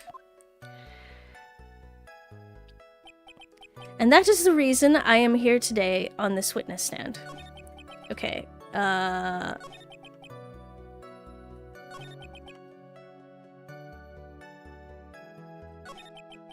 Okay, that is the reason I'm here today on this witness stand. To an assassin, nothing is more important than the trust between... Okay. So, do I press this? Now then, I do believe it is time I revealed the name of my client. Don't you agree? Confirmed! I agree. Take your time. Spell it out, please. What is it? Now I can't bring myself to ask the client's name. If you can't ask it, Mr. Wright, then I will. Witness? What is the name of your client? You requested the murder of Mr. Juan Corda. That person's name is... Oh, here we go. Spill the tea. It's gonna be like Miss Andrews or like... It was Pearl! This whole... She's been so suspicious since day one. Wait, the client is he? Oh no.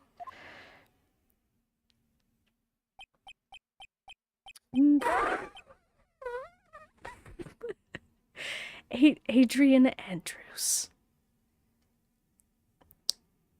What? It was Shu. No, not Shu. What? What? What? But objection, Your Honor. What? I mean, yeah. Yeah, him. Wait, hold on. Hold on. Hold on, this has to be a lie. Matt admitted it to me himself. Matt literally said to me that he did it. He has an alter ego.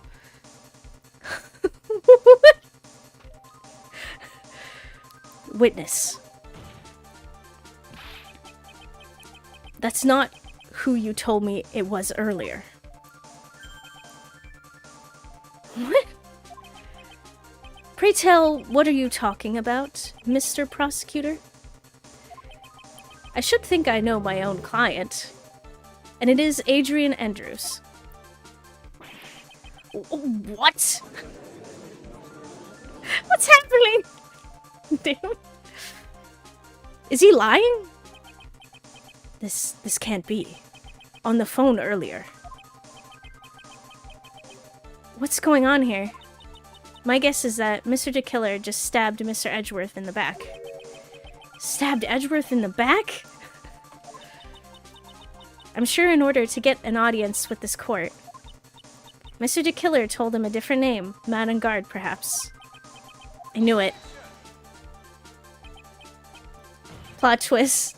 Adrian... Wait. Adrian Andrews? It's actually makes sense, given how he stressed the trust between his clients and himself. Why would he tell the truth? It's like he went out of his way to tell you he'd lie. Shelly be like... The killer is very smart, yep. This is outrageous. I was deceived. This witness is telling a very serious lie. But you were the one who summoned this witness. You... Shelly the Killer. My testimony is the truth. The defendant at the moment is Matt on guard, am I correct? All I wish to do is help procure his acquittal.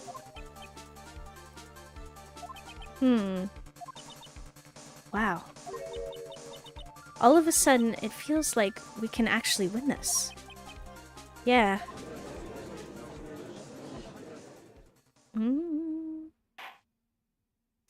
So the question is do we fight the killer right now to, like, basically take Matt and rub him into the mud and, like, bring what he did to light, basically?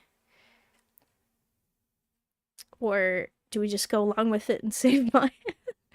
The prosecution has failed to provide a motive and has instead provided this suicide note, which is a forgery created by the victim. Furthermore, there is a possibility that the defendant himself knew it was a fake. But most definitive of all, we have heard from the assassin himself the name of his client. Mr. the Killer's client, who requested the murder, was not the defendant at all. Oh boy. Wait. Time to put the final nail in the coffin. Get Matt free and hire Shelly. Oh no. No. I object, Your Honor! With this evidence, it's obvious to me that this means that Mr. Madengard is innocent. No! Objection! Objection! Please, wait. It seems I have caused you all a bit of confusion. Please, continue your discussion and call me when you have reached a verdict. Alright. Bailiff, please bring Miss Adrian Andrews in immediately. Objection! What now? With the way this is going, Ungard will be found innocent. This may be our last chance to save Maya. Yeah, but Edgeworth is right. The killer is lying. And Ungard, my client, I know he's guilty. Can I live with myself if I win this? No. Oh, this is very stressful. Who would have believed that the prosecution's own witness would absolve the defendant? Your Honor, the prosecution requests permission to further question the witness. Shelley the Killer is certainly lying under oath.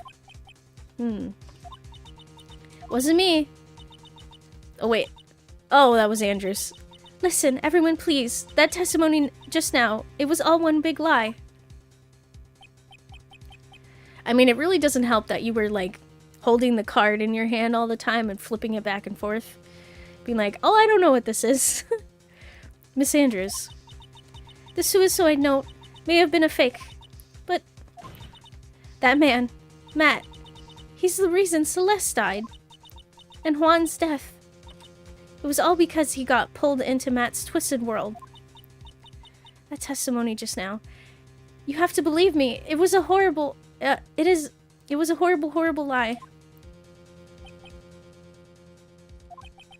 But Mr. the Killer himself has testified.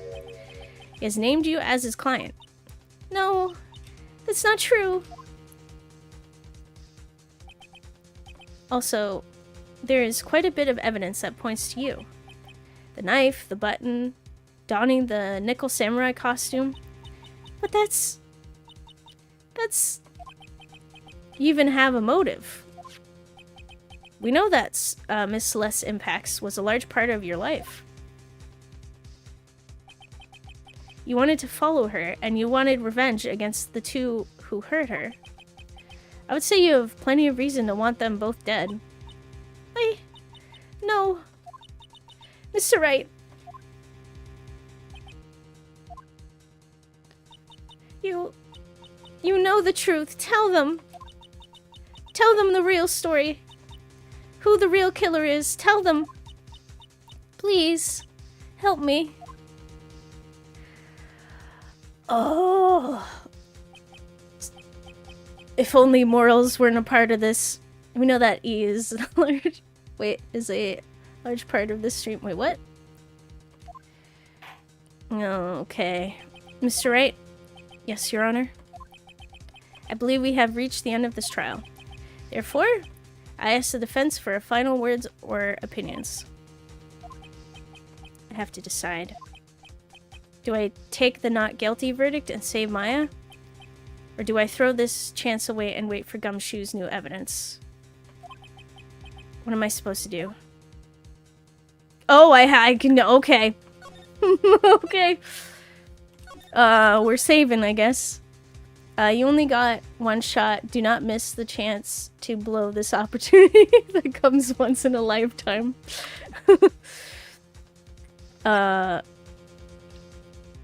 Okay. So, time powers go. Alright, so I think the correct thing to do is to request that the trial continue. Like, I mean, logically, we should request the verdict and then have her put away in jail. Arrest Matt on some bogus charge to put him back in jail. Get all the evidence, save Maya, you know, like, get her back. Make sure everyone's good. Make sure the killer is long gone. Then we request, I don't know, a retrial. Too much evidence against her is sus. But in truth, continue the trial. Yeah, it is what we're gonna have to do, but, like, I feel like this for the sake of Maya and everything, I feel like this could be done a different way, but I don't think the game is gonna let us do that. Bogus charges? That sounds like corruption. Yep, okay. Request the trial continue. Save and restart. Okay, we'll find out if this is the correct thing. Phoenix. I can't do it, Maya. Or Mia. I can't accept a not guilty. You are a lawyer. I know. Wait, is that supposed to mean I am a lawyer, I am a scumbag, and I have to not accept, I have to lie? Is that what you're saying, Mia? But man on guard is a killer, a murderer. I can't let him get away with this. I can't let someone else take the fall. If I let Miss Andrews be convicted, then I am no better than on guard. And even though I don't want to admit it, I have to face the fact. That is because of Edgeworth that I now know the real truth. He could have gotten on guard convicted so many times over, but he never took a single one of those chances. If I take this verdict right now, I'd be betraying his trust, and also Maya's. I'm sure no plot twist is about to happen. Exactly. I think it would be interesting if we said, let's get the verdict, right? And then we get a game over because, like, you know, the truth is found out and we're found out to be, like, a complete and total liar or something, and something really bad happens. And then because I continued the trial, Gumshoe is just gonna rush in with a bandage on his head. He's gonna be like, I got evidence! Or something. I don't know. I'll be betraying his trust. His trust. I never thought about it until now. I trust him. Do you trust him after he betrayed you by disappearing like he did in the first game? Or between games? Are you guys good now? Let's see. Yes, you do. Mr. Wright, your opinion, please? The defense requests that we be allowed to further question Mr. Killer. Oh, am I hearing you correctly, Mr. Wright? Get betrayed, and now, we have trust. Yep. Right. But, that witness has cleared your client through this testimony. Your job here is done. I'm not done yet. To see through witnesses' lies and find the truth. That is my job, Your Honor. I trust you even though she disappears in the middle of the week. Oh no! Wait, ship's out of port.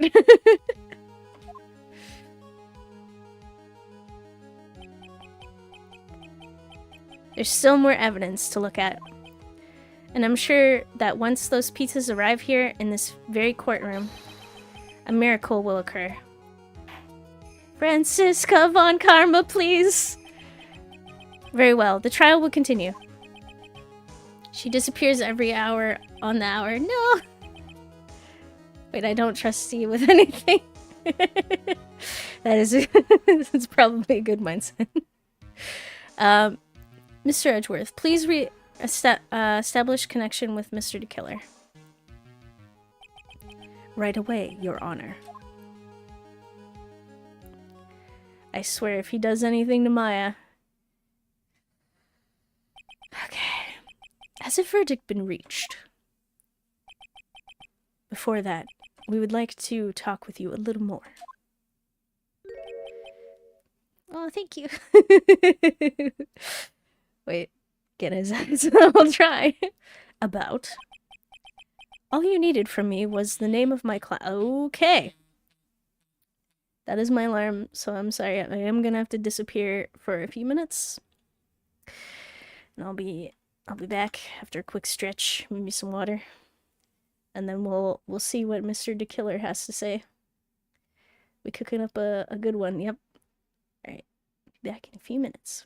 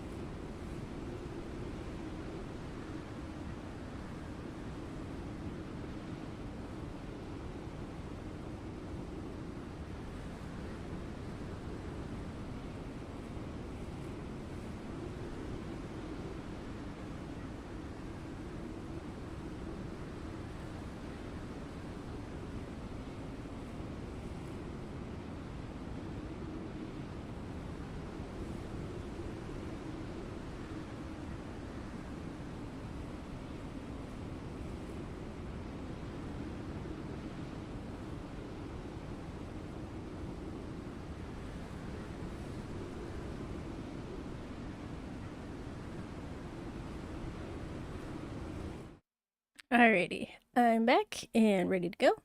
Oh, and yes, I definitely checked in on my roommate. They're all good.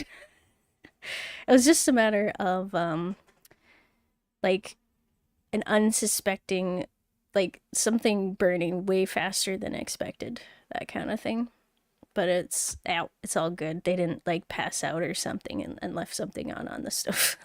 Also, thank you for the welcome back, Blushy. Oh, and I'm sorry that you're having a disagreement with your roommates. Ow. They put up a door in between my part of the house and theirs. That's concerning. If that door is strange, you may want to call the home safety hotline. Yeah, don't go through it.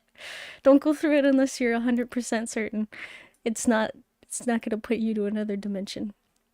So thank you for the welcome back, Plushy. Okay, so we were talking to the killer. So what do you have to say here? All I needed, all you needed from me was the name of my client. What else could you need from me? Need me for? Okay, let's get back into it. Well, actually, we would like to hear everything you know about this case. That is how things are usually done. What is he talking about? Usually done? Hey, we don't know if the killer is up on the laws. He's an assassin. He doesn't have to know the law. But what shall we have him testify about? Mr. DeKiller, if you don't mind, please testify about your client in more detail. Oh, and thank you. Oh, you got food? Nice. Your legal people... Wait, you legal people and your procedures. Is it any wonder no one likes to go to court? Yeah, that's true. I mean, fair. Okay. Tell us about your client. Come on now. What's your favorite color? If you can't answer that question, it wasn't your client. Yeah, for the plot, as it gets very thick.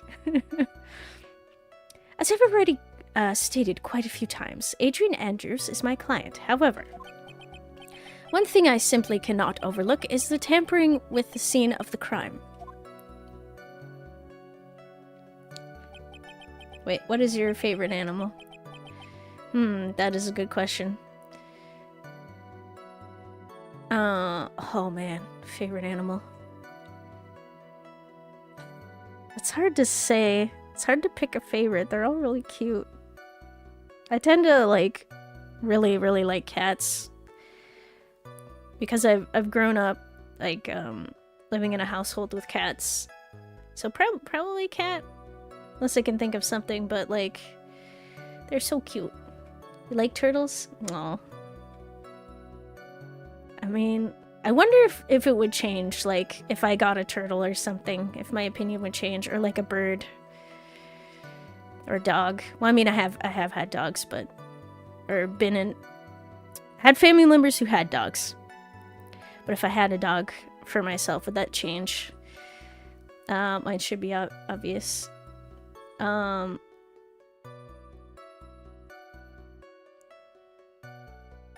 I feel like a Digimon? Maybe? I could be wrong. Okay. Cutest? What? Oh, what's the cutest animal? Oh, that's hard. There's a lot. Well, you can't... Oh, wait, sorry. You can't just say I like a turtle. You gotta say it like the kid said it. What? Digimon. Now you're talking. Alright. My client did it to frame another for the crime, while pretending to be the first person to discover the body and enter the scene. Adrian Andrews already knew from the very beginning that Juan Corda was dead. But even more appalling is the creation and planting of the knife and button. That act is what I'm referring to when I say my client had broken the rules.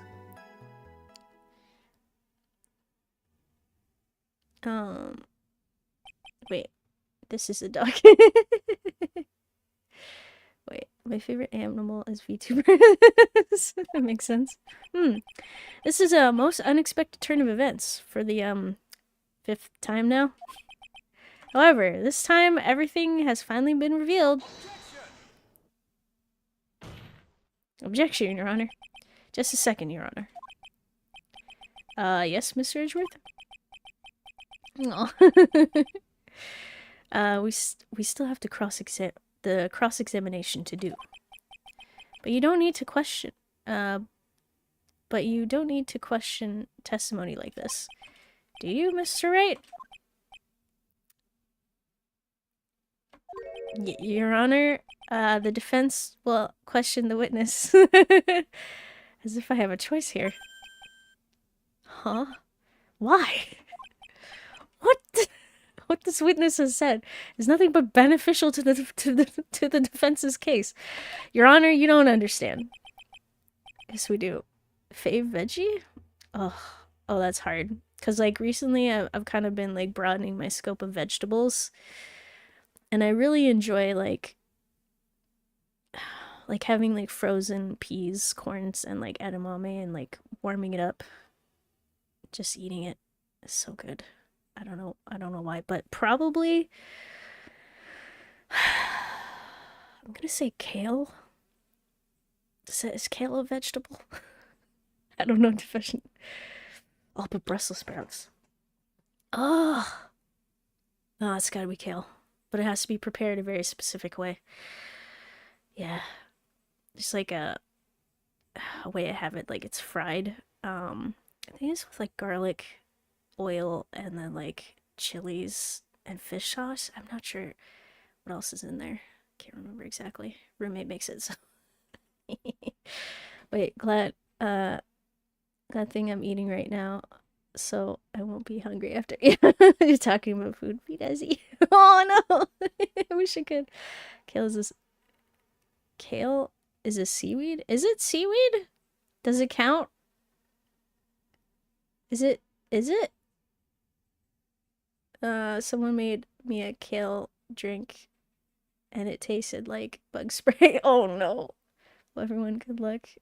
I'm getting hungry. I'm sorry. If you scrutinize the testimony, then well, I just had my lunch, so I'm good. Okay, that's good. Kale is dried up sea. Oh, is it? I thought it was just a plant that you grew in the ground. You can't have kale or cilantro because of the genetic. Oh wait, you can't have because of the genetic marker I have. Wait, what? Roasted broccoli is godly.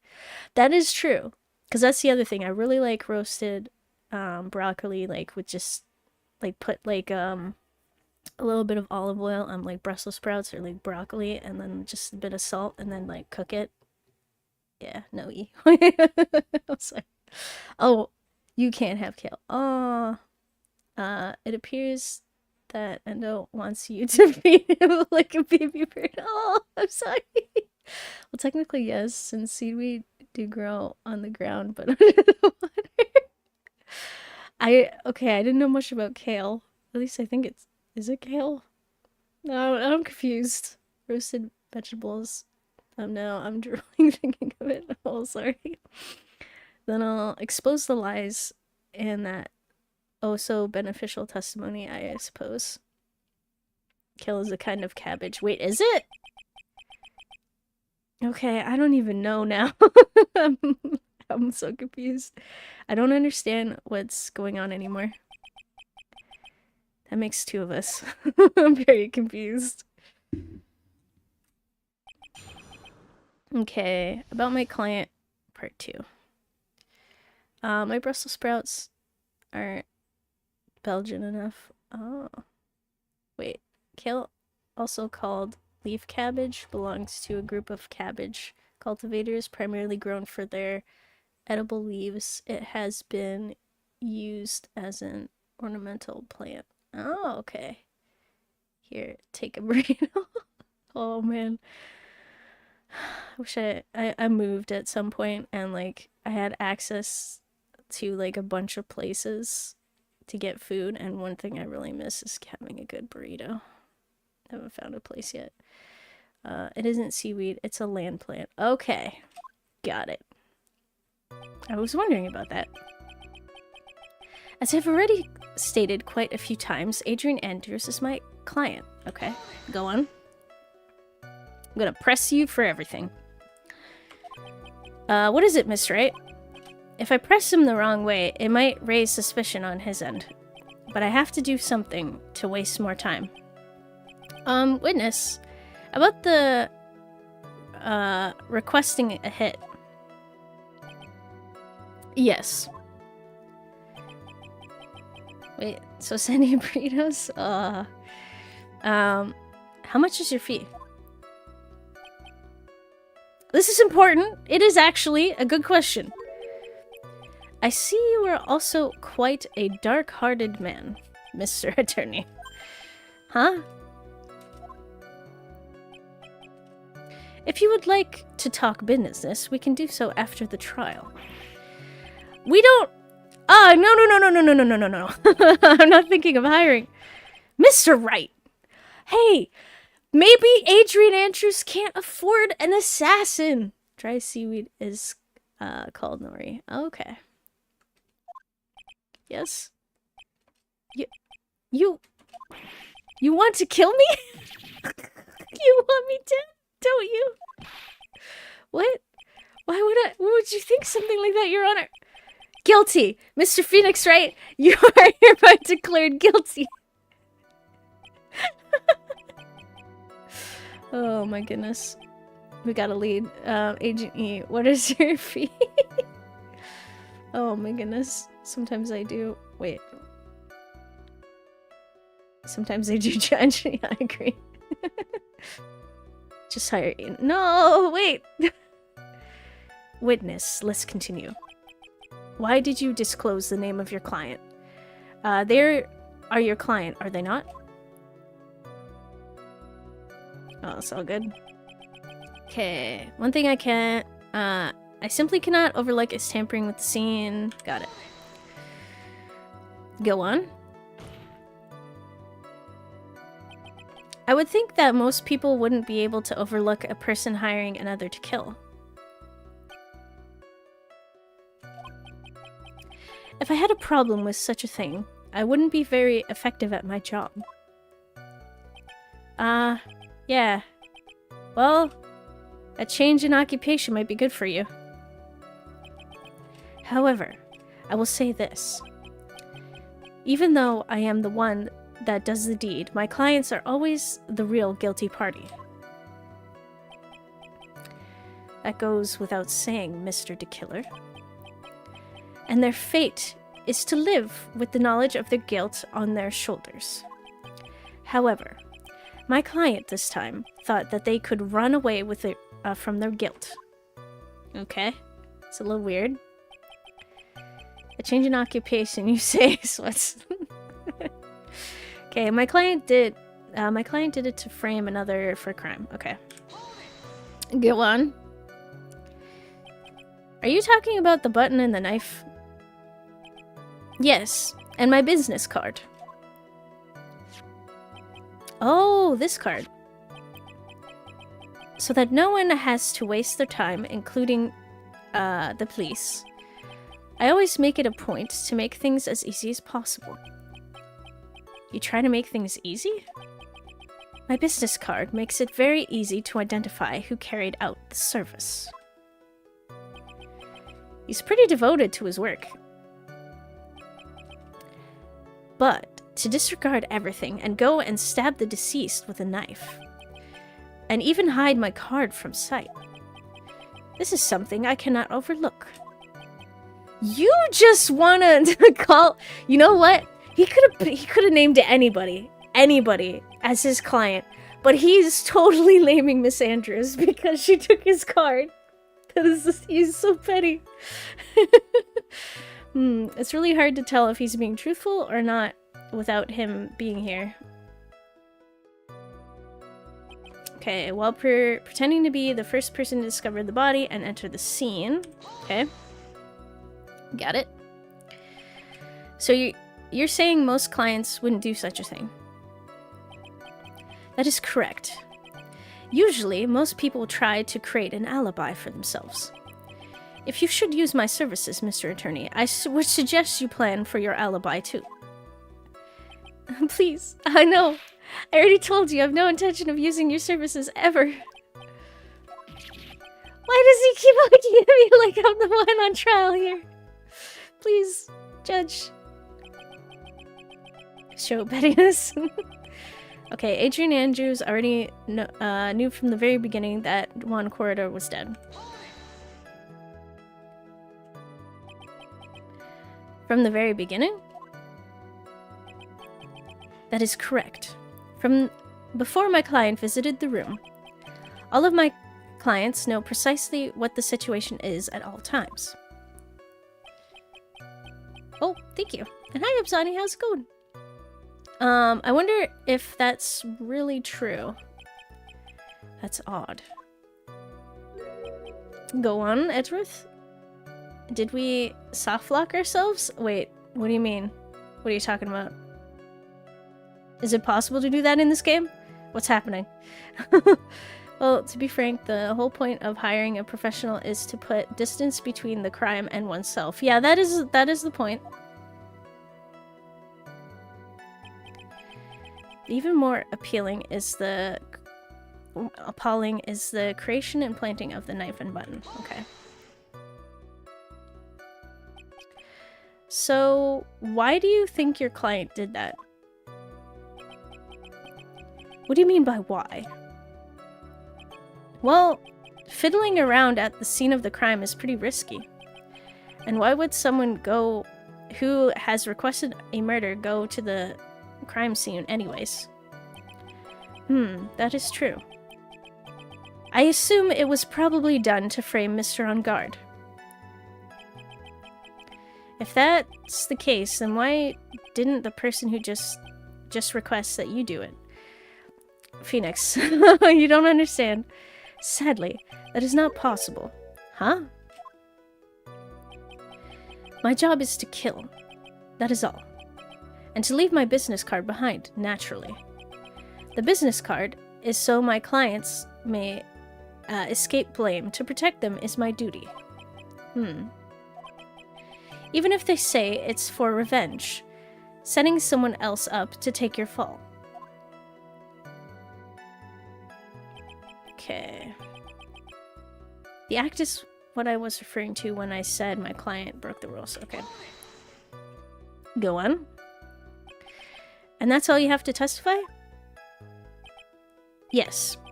And I pray that I will never be called to the stand again. Again? As in you plan to continue? I must, as I have yet to find a person to take my place and become the fourth successor. Actually, how would you like a new life, Mr. Attorney? Excuse me? No. I'm fine. Really? Are you really now? I wonder what kind of man the judge thinks I am now. What are you going to do now, Phoenix? All I can do now is expose the lies. That's true. However, you realize that will be very bad for our client, right? I'm so confused. But the one thing I know for sure is I can't let this trial end yet. Truck-kun will be on his way. Wait, dang judge throwing mad shade here. Yep. Okay. Okay, so we've gone through this. So I feel like I can get you on the evidence, maybe, that was planted. So Adrian Andrews knew from the very beginning that Juan Corda was dead.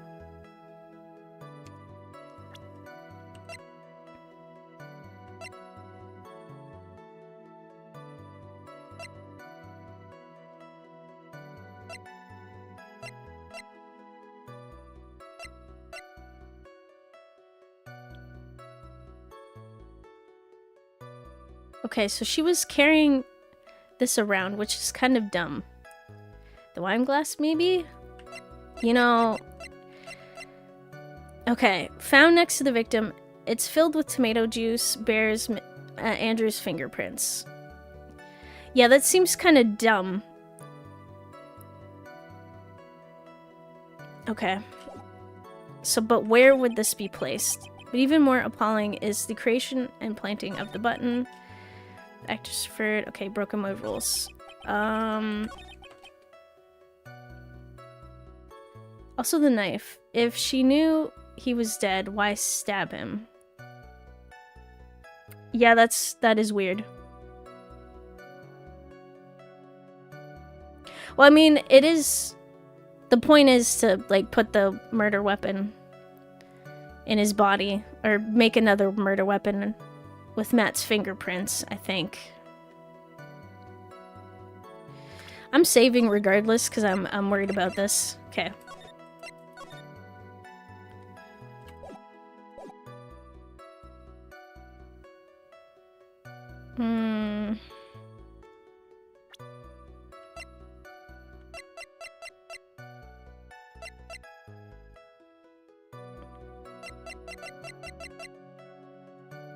I mean, I can try the wine glass, but I don't know if it's here. Maybe. Thank you so much for taking the time to testify, Mr. DeKiller. Oh, it's gone silent. Did I get it right? What is the meaning of that attitude? You know what I noticed when you save? What? What did you notice? What do I do? When Adrian Andrews enters the victim's room, your client had no idea that Juan Corda had been murdered. Oh. Each time you save and do something, you always get it correct. Wait. So, saving is the means of getting the correct answer. But how? How do you know that? From this wine glass, Your Honor. The glass? Mr. DeKiller, supposed client, thought Mr. Corda had only fainted, which is why this glass of tomato juice was poured for the victim. But isn't that just a part of Adrian Andrews' calculated plan? Guess so. So keep on saving. Wait, I noticed that E's hair was very hair-like when she saved. Oh, jeez. That is not possible, Your Honor. This glass bears the fingerprints of that person. Had this been planned, they would never have left their fingerprints behind. I see your point. Mr. Edgeworth, what is your opinion? Strangely enough, I had the same exact thought just now. Witness.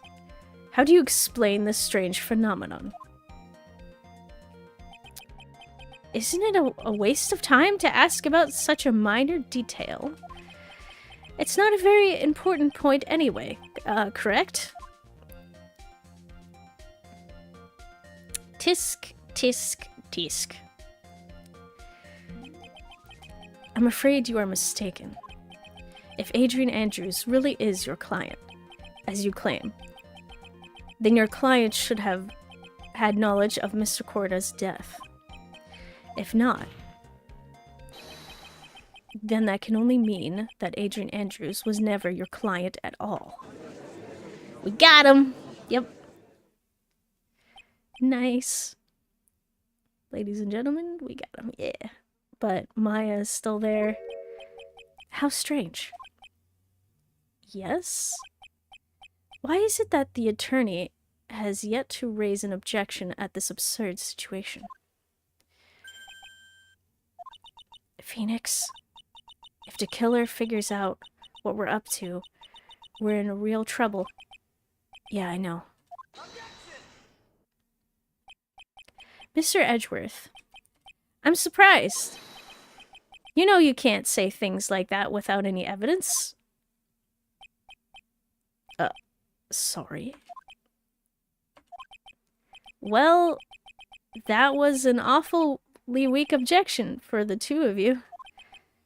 Anyway, I am positive there was a contradiction in that testimony.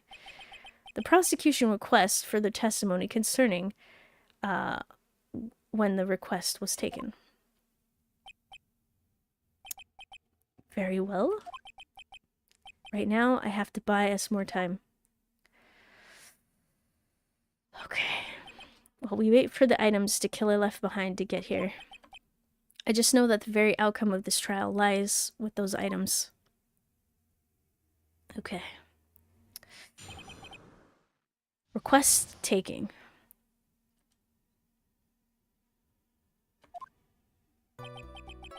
This request came to me, about a week ago.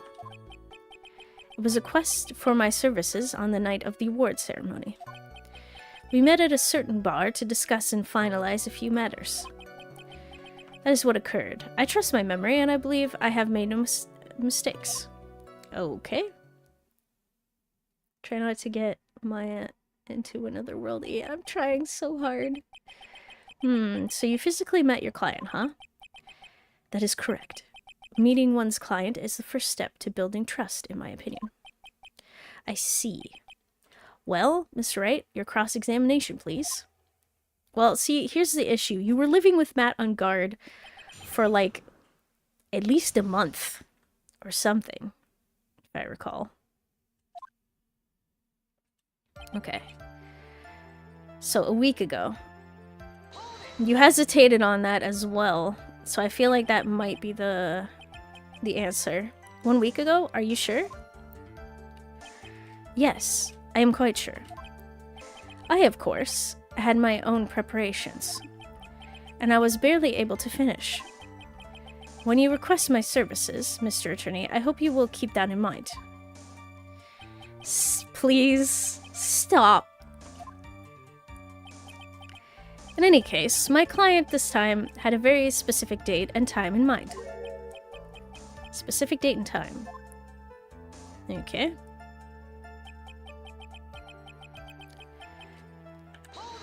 The award ceremony. Did you ask why on that specific night? No. I tried to fulfill all of the conditions of my client's request. But as for why, I only had my suspicions. Your suspicions, huh? Let's press further. So what are these suspicions you had? Why did your client request that night? I'm sure it was all for the bear.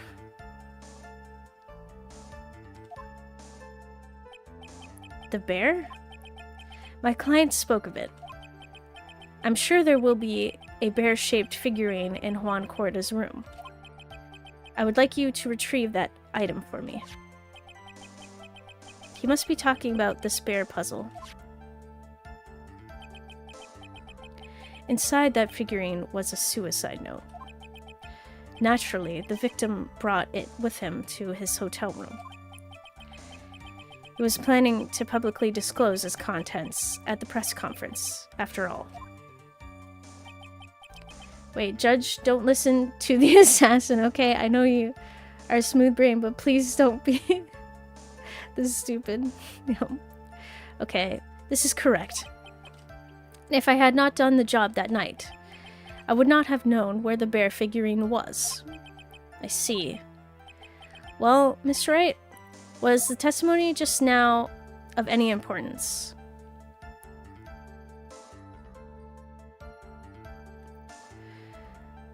Yes, but I don't think for the reasons that one might assume. Okay, just in case it was important. Because the thing is he was supposed to get it to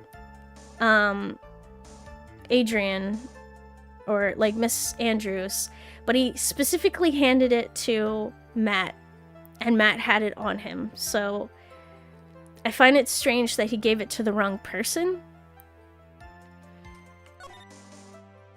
I mean, if that's the case, right? Like if he had Miss Andrews as a client. The testimony just now has made one thing clear, and that is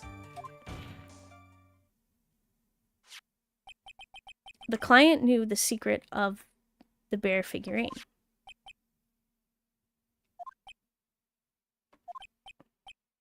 Huh? Why is everyone so quiet? Mr. Wright, I think all of us already knew that. Oh, really? Witness, please continue with your testimony. Okay, never mind.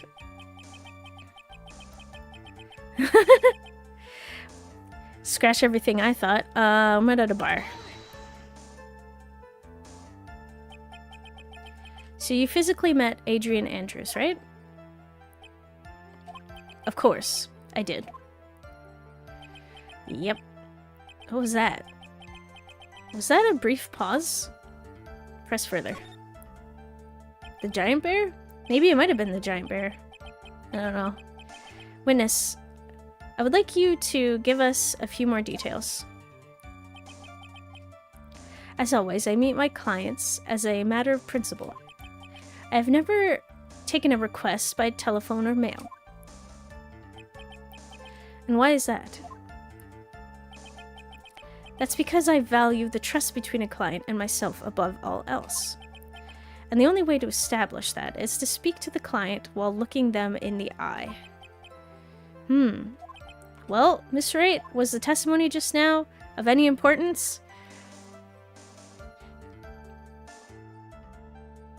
I don't know. I screwed up last time. Do I just keep saying yes every single time? Yeah. Yes until it fits. Of course, it was. Very important, Your Honor. If Mr. DeKiller had met his client before the murder, then it's unlikely he is mistaken. What? So you're saying that his client really was Adrian Andrews? I guess so? You see, it is just as I said. No, it's not important. I thought so.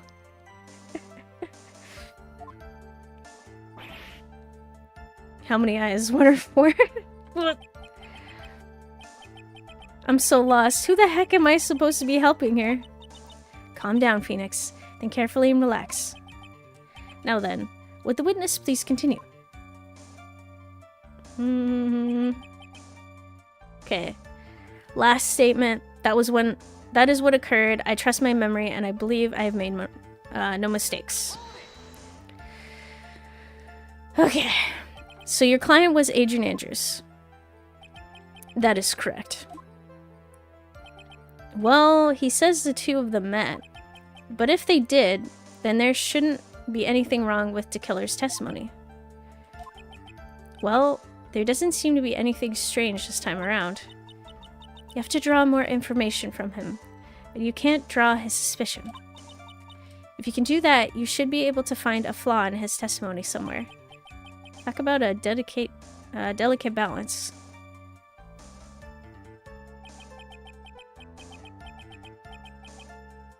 I feel like the week ago thing is iffy.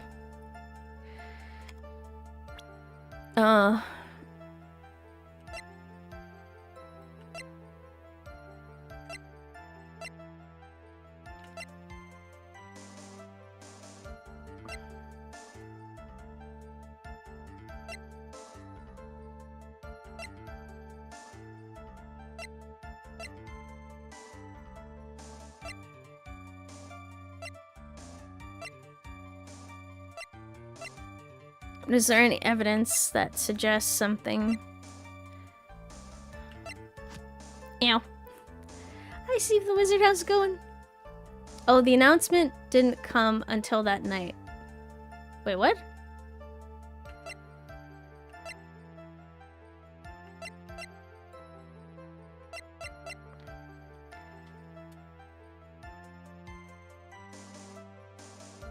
So... You mean the press conference ticket? Pressing other statements isn't going to help you. Actually, say it isn't important. Okay. About the extra thing? Wait, what?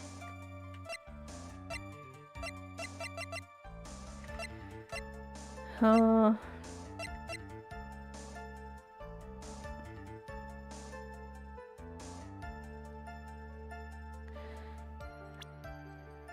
Wait, doing right? That's good to hear. Got a few things in from AliExpress this morning. Ah, nice.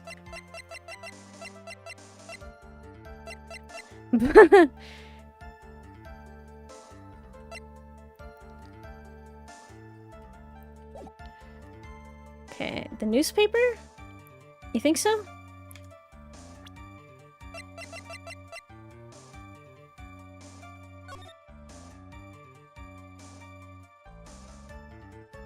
Doesn't say a date, but a week ago.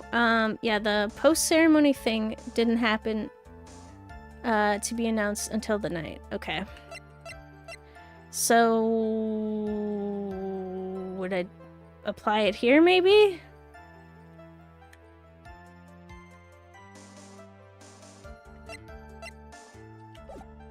Let me save again because I have a bad feeling.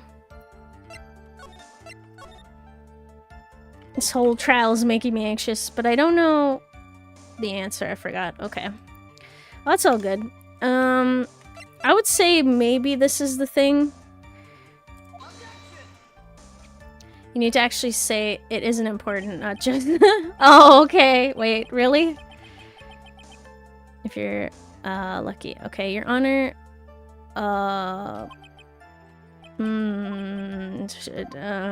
Yeah, I thought so.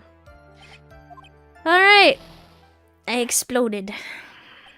But when will you become Shelley's apprentice to the Killer legacy? I will be the 4th to Killer. Alright. Alright. We got it. We got it. I failed. Thanks. You have nothing until he says more. Yeah, okay. So we gotta say it's not important. Do the pressing. Got it. Yeah, I got it. No, he can't get away. He's guilty.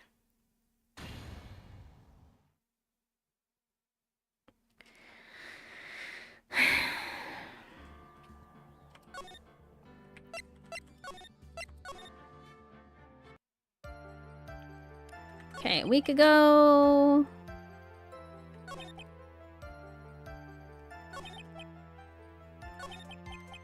So I think it was this one. So if I press this...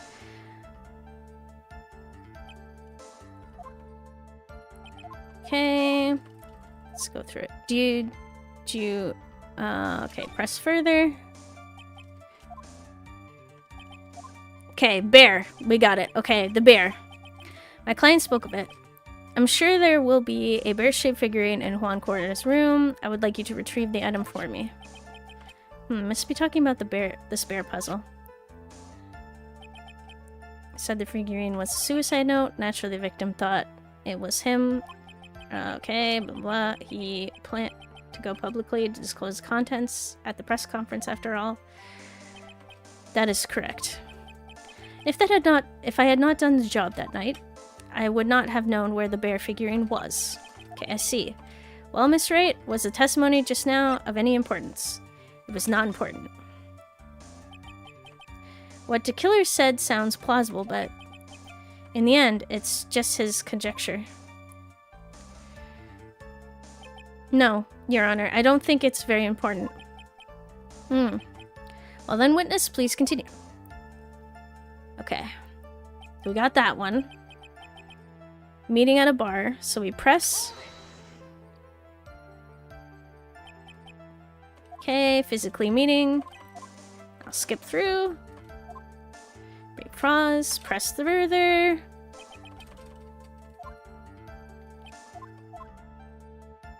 Okay. Well, is this of importance? It was not important. My brain is so burned. Oh no. Why he meets his clients is not important, and that wasn't the point.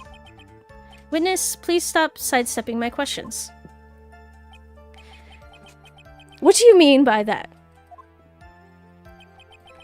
My question was, did you really meet Adrian Andrews in person? I've already told you, Mr. Wright, I did. It was only through talking with him face to face that I began to trust him. That's when I thought I can trust this person as a client. It's true that they say about talking face to face. Well, Mr. Wright, was the testimony just now of any importance? Wait a second. We're cooking so hard right now. Him? Yeah. I think it was very important. You did a, yeah. Now, does that sound important? It does. A typo? Maybe? It was important. If I heard what I think I heard just now, then I think I've got him.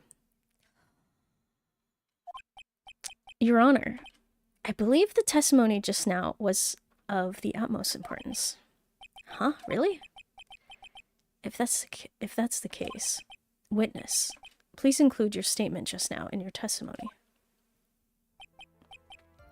Very well. This game is known for typos, so I can't trust. Oh, okay. From the moment I saw him, I thought, I can't trust this person as my client. Ooh. Okay, so I can trust this person as my client. Go on. But as we know, that was not how it turned out, correct?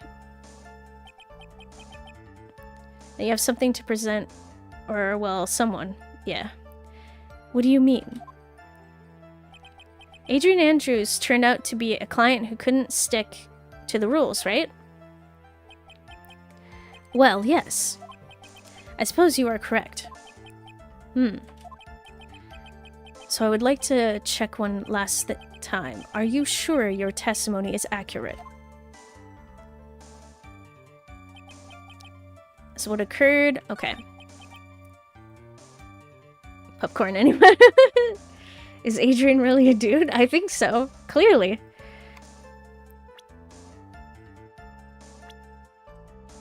Who could say? Alright. Yeah, so about your testimony just now. You misspoke. Or there was a typo. Ooh, popcorn. That sounds so good. I would like to go over this one more time. You met Adrian Andrews at the bar and took the request at that time. Yes, that is correct. And that's when you thought he was trustworthy. How many times must I repeat myself? Yes, that is correct. I'm sorry, but that is an impossible tale. What? Shelley the Killer. You have never met the real Adrian Andrews. What? Why would you say that? Because you made one very big slip up about her. So what is the issue?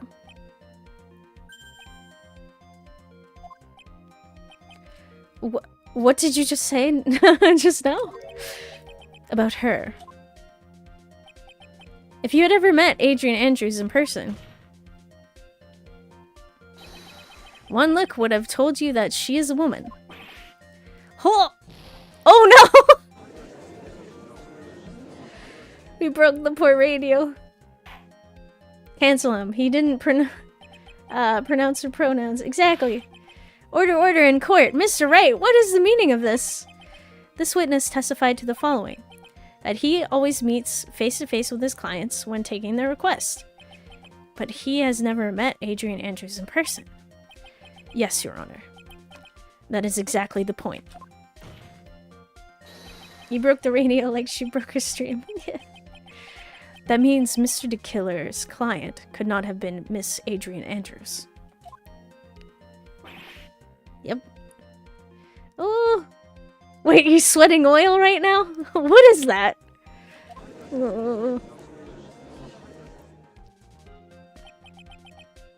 Mr. Edgeworth, I understand your logic on this one. However, why would the assassin make such a big mistake? I believe it has to do with her name, Your Honor. Her name?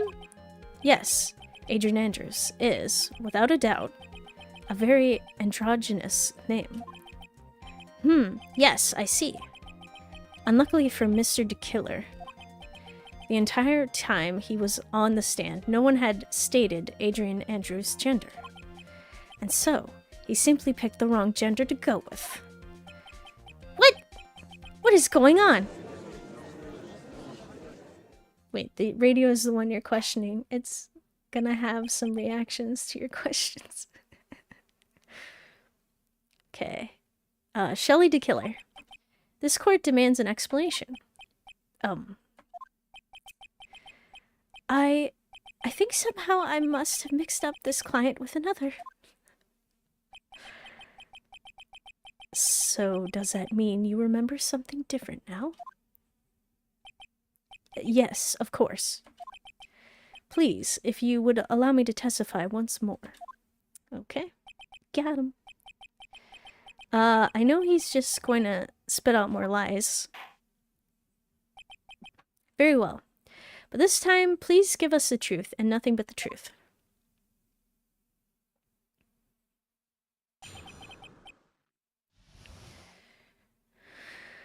Okay. Here we go, part 2. Yes, now I remember, I took the request by mail. There have been times when I take a job without having met my client. The request was for the murder of Juan Corda and 2 or 3 other small things. When I saw the name at the end of the letter, I thought my client to be a man. Okay. Not him. Wait, what? Not he. Switching it up. Yep. This judge is pretty chill. Most judges would have thrown out his entire testimony due to perjury. Yeah, see? My goodness. So you took this job through a letter. He didn't mention anything about a letter in his earlier testimony, which means he's definitely lying. Be careful, Phoenix. If you break the assassin's testimony completely, it's over for us. I know. I can't make him suspicious, but I think we're okay. We can do this. As long as he's standing there across from me, no matter how strong of a punch I throw, he'll counter it. Now then, let's begin the cross-examination. Oh boy, here we go.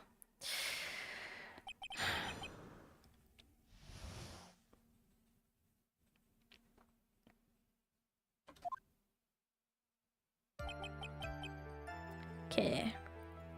Requests by mail. Phoenix can do anything as long as he's got his boyfriend backing him up. Yeah. But didn't you just say that you always meet your clients?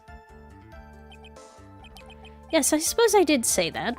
However, there are some clients for whom a meeting is simply not possible. But didn't you meet your client this time? No, I did not. Oh, come on now. Let's stop with the game of cat and mouse. Using your silkiest voice is not going to work on me. Alright then, just cough it up and confess. Mr. Wright, you can't badger a witness with such harsh words. You're a lawyer, so behave like one and present evidence instead of needlessly yelling, or mindlessly yelling. Now then, do you have any proof that Mr. the Killer met with his client? I don't know. I don't think I do. I'm gonna say I don't have any. I'm sorry, Your Honor. Unfortunately, I don't have any proof. I see. Then your line of questioning is just another waste of time. Sadly for us, Your Honor, that is the nature of right and wrong. Okay, so we're good so far, but we can go back to it. There have been times when I took a job without having met my client. Alright? And why could you not meet certain clients? Recently, I've been receiving more requests. If I meet each and every client, I would lose some nice business opportunities. Nice business opportunities. On top of which, the times have changed. It is now the age of information and computers, correct?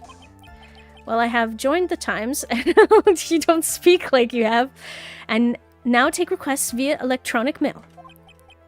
Electronic mail? Do you have to mail that in a special insulated envelope? Ah, I'm very sorry. I despise the shortening of words. What I meant by electronic mail is what is commonly referred to as email. Email. In a contest of mimicry, the judge would beat a parrot, hands down. Ahem. Anyway, so you took this job without having met your client and... Mail for E? Yeah! Okay. Two or three other small things. What were those things? 2 or 3 other things? Yes. And what were these other things? A few other things that have nothing to do with this case. What should I do? Should I let him slide with that? It'd be really bad if I pushed his buttons the wrong way and he got mad. Alright, time to save. I'm gonna attempt it. I'm gonna push him. Whether or not they're related to this case is for the court to decide.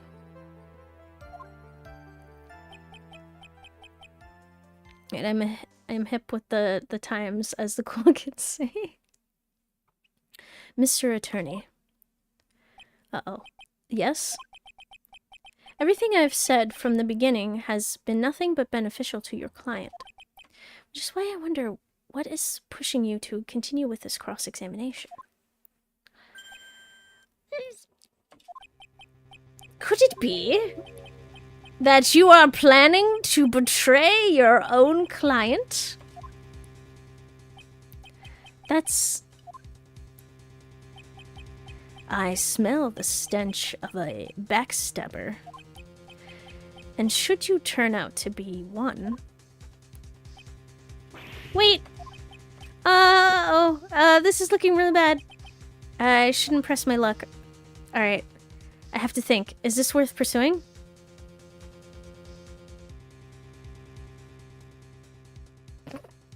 Okay, I have to. I'm sorry. I have to.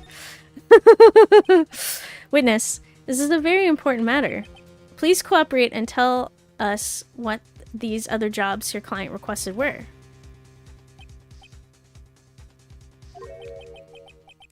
If it's truly that important, I suppose I don't have much of a choice. The bear wait. We go deeper? Wait, is this working? I thought for sure he was gonna be like, ah, Mr. Attorney. I see you are a backstabber. Click, click. Hear a loud bang and a scream over the radio. I thought that's how this was gonna... Wait, you saved. And he has unpressed buttons to press. Wait, what? The bear figurine. After the assassination of the target, I was to find that figurine. I was told that this job was just as important as the actual killing. Okay, that's one. And where was that figurine? It was inside Mr. Corda's suitcase. And then, what did you do next? I handed it over to my client right away. You gave it to your client? Interesting. This information certainly sounds important to me. Witness, please include that, include what you just said in your testimony. Oh, no. Okay. As you wish. Okay. So I thought this was gonna come up, because he didn't pass it to Adrian. He passed it to someone in a samurai costume. Yep, so that unfortunately was my alarm. So I'm going to have to save here. And stop until next week, unfortunately. There we go. So for now, I will place out. I'll place up my schedule. So I stream from Fridays to Mondays, 2 times out each day. And approximately, damn, it was getting juicy, I know. In approximately 4 hours from now, I'll be continuing with my playthrough of Sam and Max Beyond Time and Space. Next Friday, I'll be playing some Final Fantasy VII and Dave the Diver. Saturday will be some Project Zomboid and Prey.